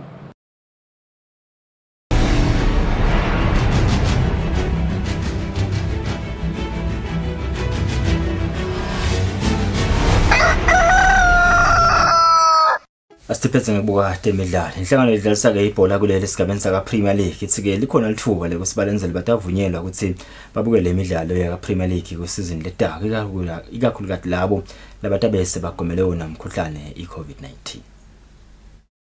Uzalungiselelwa kucala kwesizini lensha 2021-2022 inhlangano ledlalisa umdlalo webhola esigabeni saka Premier League kanye neNational First Division iPremier League of Eswatini ithi yaqhubeka nokubuka indlela ukuthi balandzeli bemacembu bangakhona ukungena enkundleni yemidlalo bawubukela amacembu abo. Ngekusho kwaPhekvila kade lobuke kusebenza kwalenhlangano sebavele bacelile kuyo inhlangano lengabe lomdlalo webhola lapha eveni ukuthi ikhona invele indlela yokuvumela labo labajovela umkhuhlane weCovid-19 ukuthi bangene enkundleni bawubukela amacembu abo.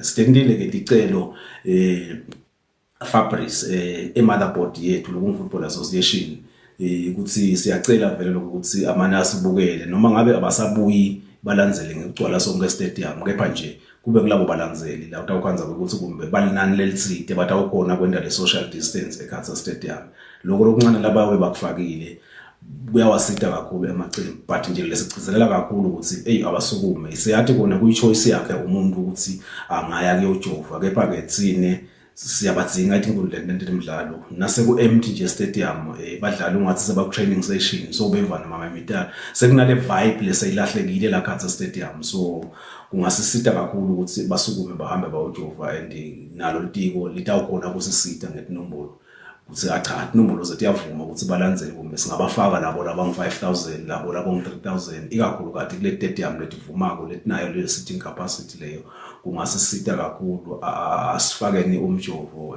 balandzele. Kubuyela kwabalandzele etinkundleni kutawudlala indzima lenkulu ekusiteni amacembu ukuthi enyuse umnotfo wayo njengoba kubhadala kwabalandzeli phecelezi ama-gate takings kungiyo indlela yekwakha imali yemacembu. Lobikela umsakathi Eswatini TV temidlalo kulinda Dlamini na Fabrice Msonera eMbabane. Manje temidlalo bongosisi bamba lapha kenza bathe sibitha namhla ekseni sibathola ukuthi market siyabiya saqhubeka nehlelo.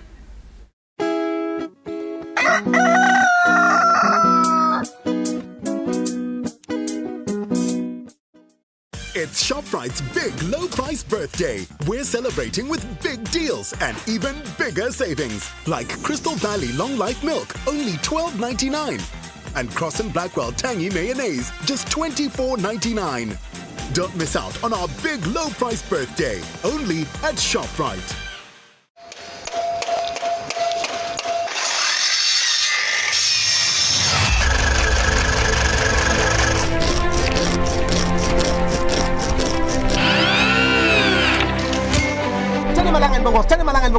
chocolate noma mfo ngithithi yona ngithanda lava ngicala kabusha nangilava bokos usafaka una 20 rand kude mina thumane ngathi lo gifted yiko ukusebenzisa utakhonza uphila ubeke singwa etafuleni mina sengimelele umngane wami bese sihamba sophanda shemu ngichasha maye mahle ebonine ngafuna ukuthi le project ingawa ngikhona nami ngoba angisiumuntu lothanza ukuthi into ingafa ngikhona kule life lesiyakeyo umuntu ngangemuntu kuyafuna at least abe nawo 3 ma skills in life.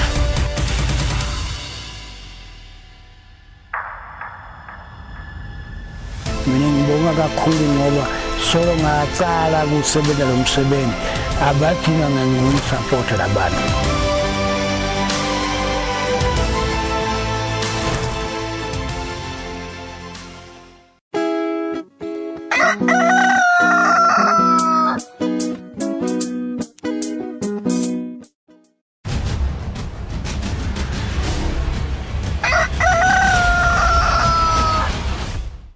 Alright, Mugeli, welcome back to the show. Asivusele now sikmugele lo sanza kusivulela njengoba sivudile ukuthi sizakhulumisana lapha ne-author yencwadi lebitelayo ithi Prophetic Entrepreneurs lebhalwe nguDr. Tina Jabu Magagula. Kanti ke lena ncwadi mhlambe i-target audience yayo ibukene nabosomabhizinisi as well as young aspiring entrepreneurs. Good morning and welcome to the show, Dr. Magagula. Welcome, Jabu Magagula. Good morning to you Jabu too. Magagula. Morning. Wow. All right. This book that you've written, Prophetic Entrepreneurs, very interesting title. Yes. Tell us more about the title itself before we get into the purpose of this book. Wow. Whew, Prophetic Entrepreneurs. I was in prayer when the Lord gave me this word because I took it as a word from the Lord. I was in prayer and the Lord spoke to me about prophetic entrepreneurs. I went on Google and I tried to check, is there anything like that? You know, there was nothing. There was entrepreneurs and, you know, Christian entrepreneurs and all that. But I had never seen prophetic entrepreneurs. So I asked God, what do you mean? You know, and the Lord spoke to me and he said, he's raising prophetic entrepreneurs. So, you know, the more I spent time in prayer, he explained to me what that meant. Prior to that, you know, I'd been praying, you know, as a pastor in full-time ministry. So I'd been praying about the current situation, the COVID-19, because I could see that it was beginning to affect a lot of my colleagues, you know, that pastors that is in the ministry, especially those that are full-time in ministry. So it felt like God is communicating something. So that's the reason why I decided to pray and just seek the face of God and ask God, what are you saying in this season concerning this situation to us as pastors, especially in full-time ministry?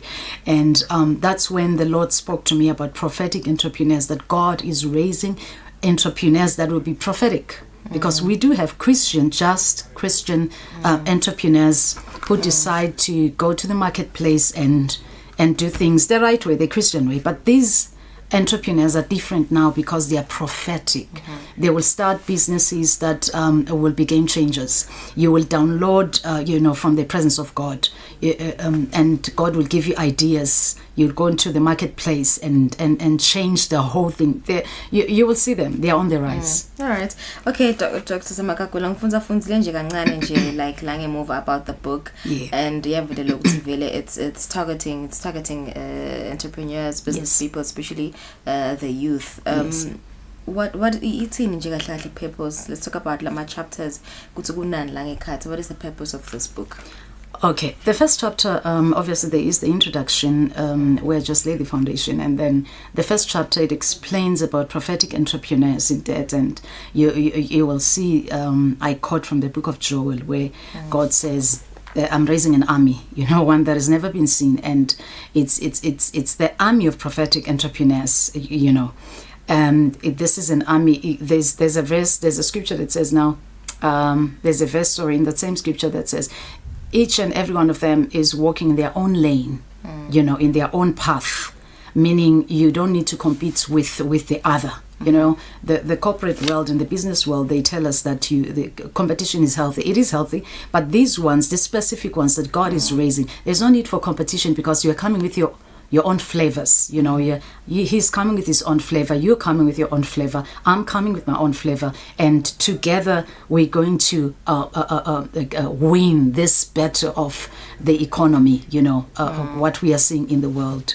So the first chapter is about that, and then I also share about online opportunities. Okay, prior to that, I think there's the wake-up call. COVID-19, the biggest wake-up call, especially to the body of Christ, the church. It's the loudest wake-up call. If you look at our lives prior to 2020, and you'd be able to see that there's a lot that has changed. A lot has changed in the world. Done so much havoc. In the world and in the church and in our lives, as individuals. We're taking things a whole lot more seriously. So it is the loudest wake-up call. And then chapter 3, I share about online opportunities. That one is close to my heart because every day a lot of people are online. Millions of people are online, but not very many know what to do, online. So that's another part I really feel strongly about that I need to share with people, educate people. How can you make money online? Be strategic. How can, because a lot of people feel like working online, there's a lot of scams. Can I really do it? How do I do it? I had to learn to work online and actually make a living online, and it's possible. So the other thing, somebody asked me the other day and said, people don't tell you how they make money. I said, you're right on the money. It's very true. A lot of people will never tell you how to make money. This is where I differ. This is, I believe in impacting lives, I need to tell you how I got where I'm at today. Normally you will hear people say, you need to work hard, put on the work and all that, but they never really tell you how to get there, how to get to that place, where you are actually financially independent. This is what I do. I give you steps.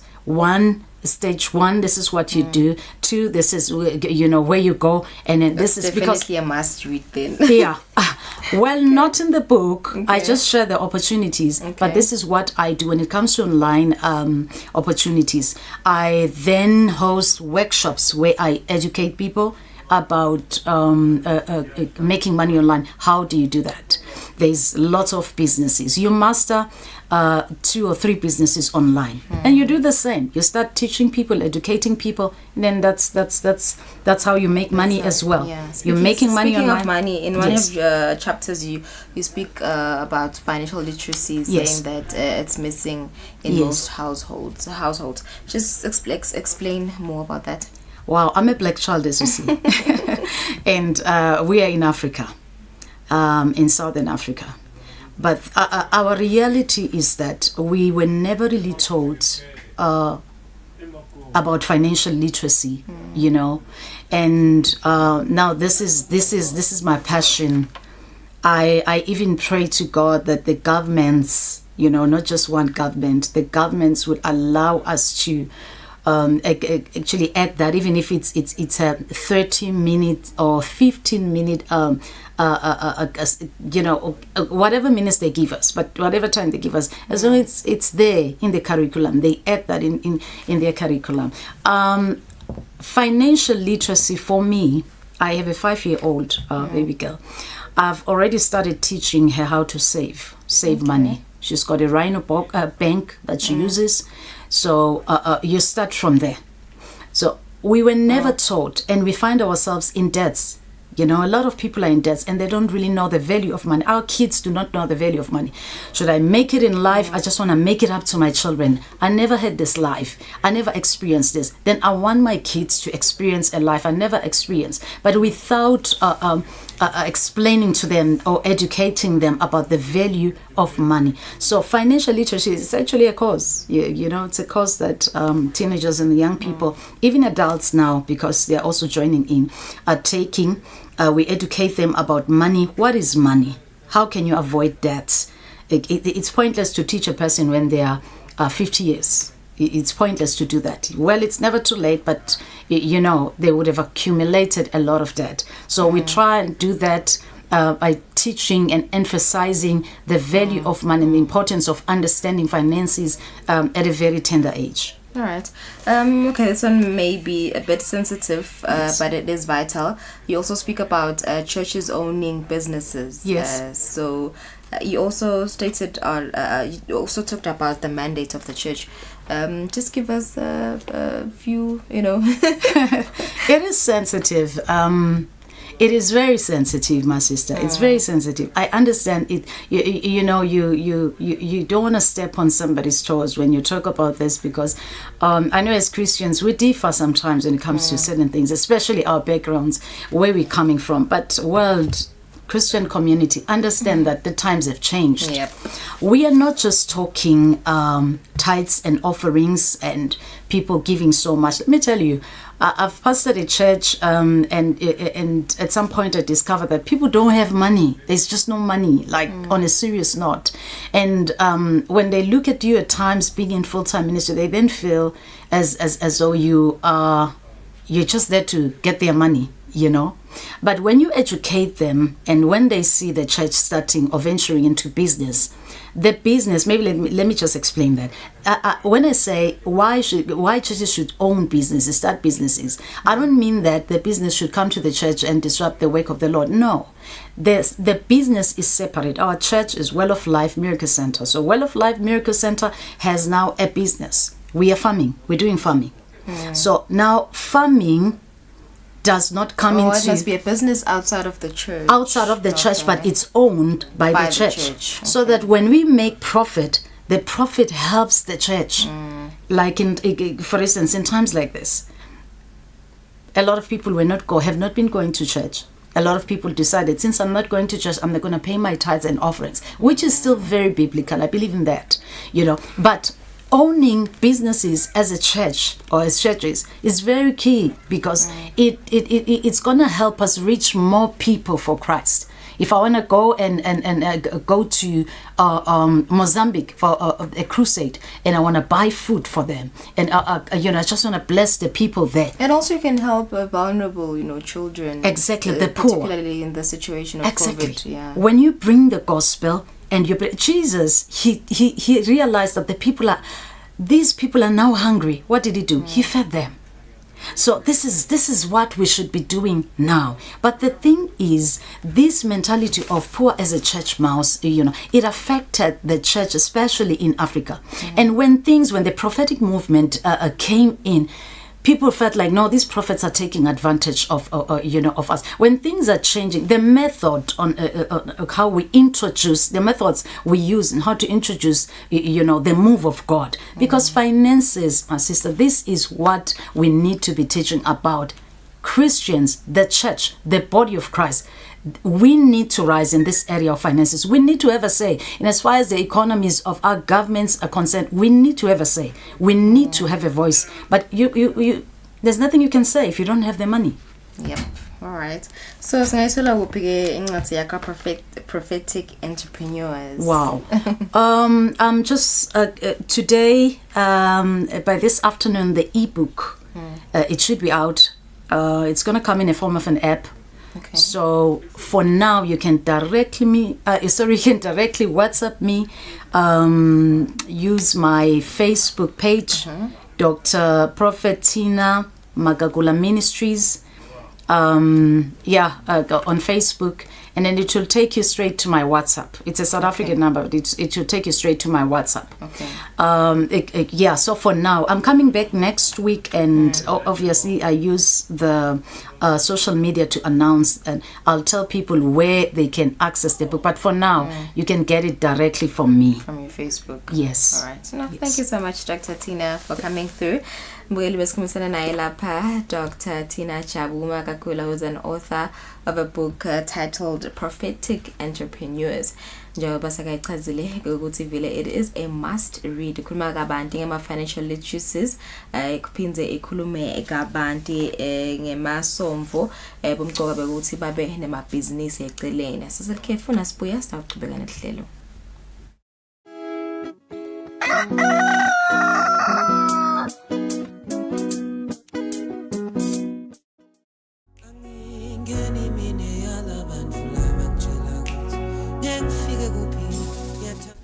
Malangeni lamahle gama lami ngingisanziso ngwakamathebula sibambisene nembutho wembube kulwa nekutibulala nekubulalana kwesive sithi ke umuntu lodzinga lusito kuloko akakhone kuye emaphoyiseni noba akhulume nemuntu lamthembile sincenga sive ukuthi asiugweme lo mkhuba wekutibulala newekubulalana.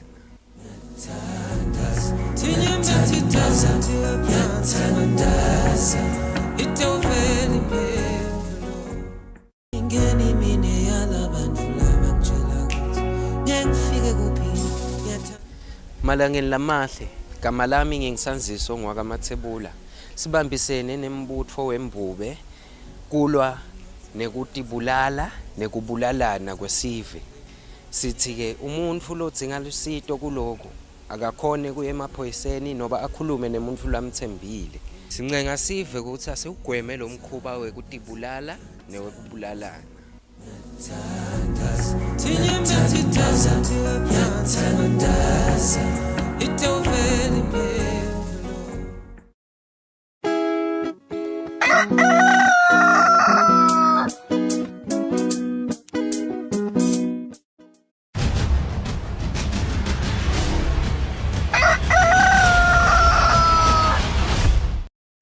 Ngu 11 minutes before 8 bongosisi na Fabrice banje nekhaya amsonela sina nje kubuka ukuthi kwendekani kutemidlalo letindekile kuleli viki leli nale ngina kumpela sina so I think the biggest talking point the world over CR7 but it has been confirmed which is just number 7. Yeah, it's been confirmed, Magabane, nguvusele Magabane to the viewers. And I think Magabane, when he came in, the biggest issue was to say CR7, it's a brand. How do you then give him a different number? We've seen other players like Lionel Messi going to PSG. Yeah. He gets a different number. For CR7, we're talking about museum. Their museum called CR7, clothing brand, talking about perfume brand. So I think the issue was that whenever a season starts, you know, each team submits the players and their numbers. So Manchester United had submitted at the beginning of the season names of the players and their numbers. So Cavani was specific. Yes, was submitted as number 7. But there is a rule under the rules and the regulations of the Premier League that says that there's a sort of a compensation that you come to an agreement to say, you know what, if this number you want to change it, you can. There's some amount of money that you pay, or an agreement has to be also be done with the team. So he got the number and he deserves it. If you look at what he did the other day with the national team, I mean, questions are there. This guy is not human. At the age of 36, he's still looking strong and he's working. But imagine nje Fabrice ekuthenini uyivakala indzaba ekuthenini probably ngate 8 la ugcwala ujersey number 7 naso sekalana ke lo muntu Cavani yathi atela suyengcwala number 7 What goes through your head? Noma nana uyajabula ukuthi I'm handing over just. It's an embarrassment to a player, but he has to understand. Ndakubekela an example. It happened to Chelsea. William Gallas, if you remember him, he used to wear number 13.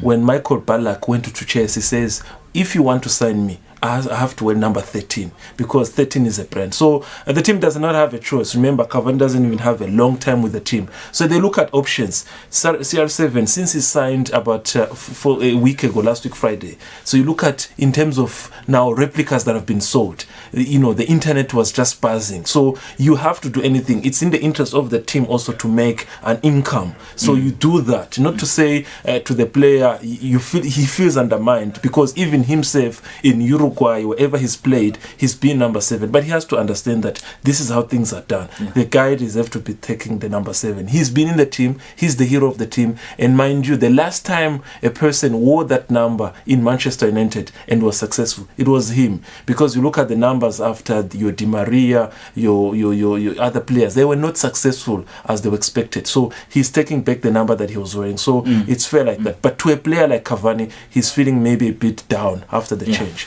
Okay, let's come back home. So much is happening in Swallows camp. Yes, I think we're getting reports from our sources that the team is there's division within the MC, within the leaders. And I think one of the key Singakuveta is that players were put on a transfer list. Now, this season, I think when the current president took over, the biggest assignment was to take the club to Africa.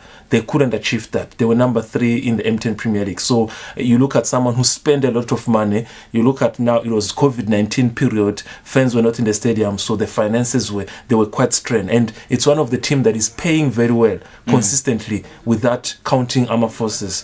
That is consistently paying well the player. So they put players on transfer list, the likes of Samba Jaiva, Unhlego. You talk about Bo Menzies Tole, you talk about Mkweli, Sanem Mkweli, all those players. Some believe it's not supposed to be the case. The incoming also of the prodigal son, Siabonga Pembe, the physical coach, it's also creating confusion to say he first undermined the team, he went to Highlanders, so now we want to bring him back. So there's that confusion, but then the final say has to come there. I think they have a good leadership. They have good MC. Some of the people have been with the team. They have been the MC. It's not to put you on the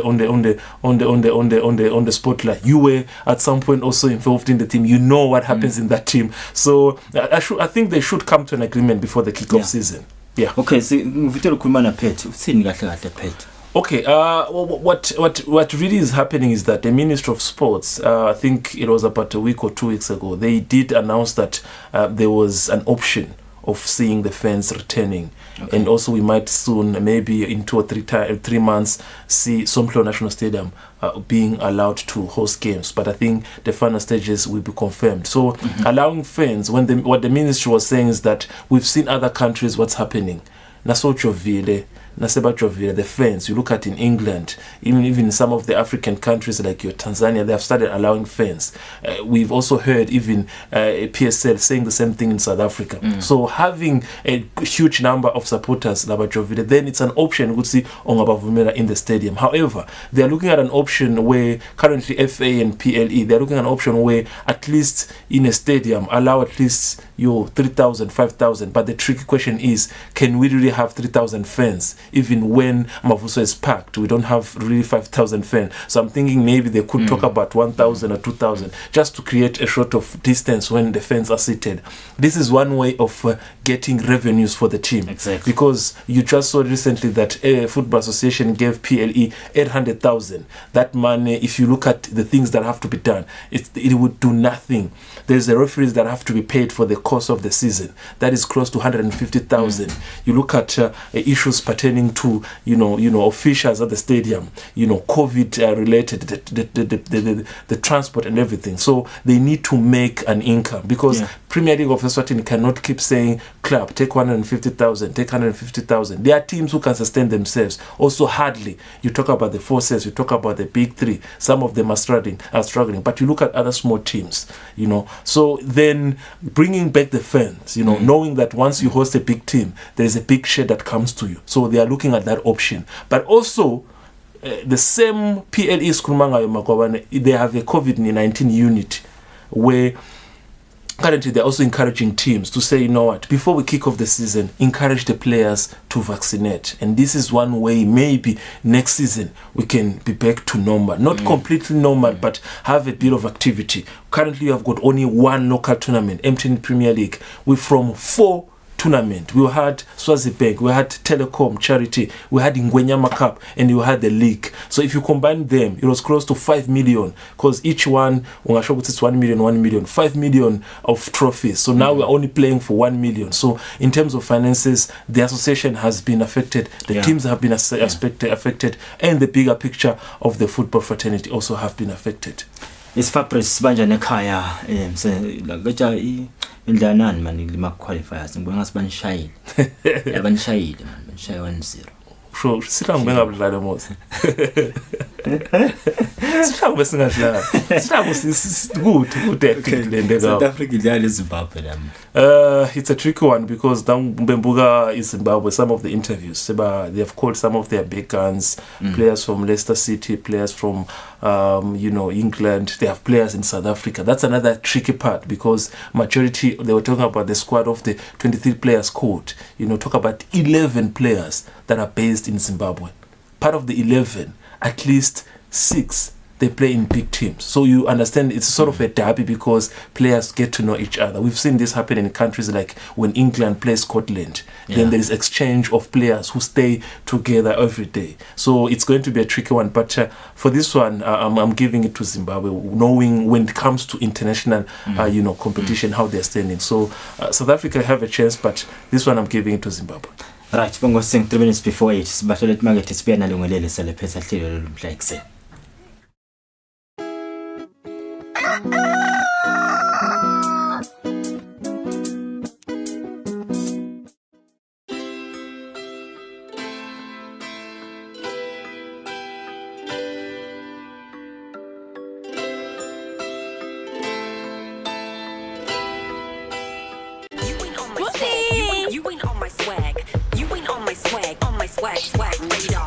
Hey girlfriend, call me. Hey, my name is Gigi Callahan. And Gigi's a movie star I haven't seen in my life. I can't really say hello everyone. This is who I am. But let's go. You want a piece of me? Yeah, you know you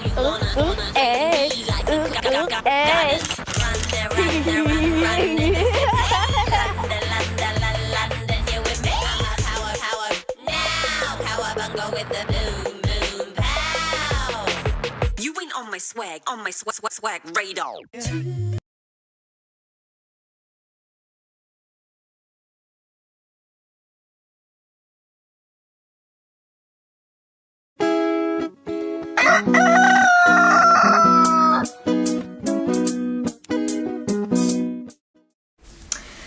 Mbukeli 1 minute before 8 o'clock simakhulu Kanimba Fabrice Musonera LinkedIn yethu ukuthi masiphuma lana nje vele so uconza khona eMen's Clinic wena kwakho kuyabonisa ukuthi ngiyedala ngisiza uyolayina so vele uyojova ngicela ukuthi ungashintsha umcombo uyojova ngifuna lokulaza sinase ngijovile because to say no physical activity. Yeah, no physical activity, consume more liquids. Okay. No alcohol, just rest nje uhlala endlini nje uphumule. Ngilema fruits. Uvele ukuslo mjovo uphatha njani ngoba khona ama side effects mina nje angiphatha. Hey, yeah. Okay. Yeah, no, yeah. Sembe sithatha abaningi bongosile bajova la kuphina kuphila kunela ama centers khona bahambe abantu bajove. Sasiku 17%, right? 14%.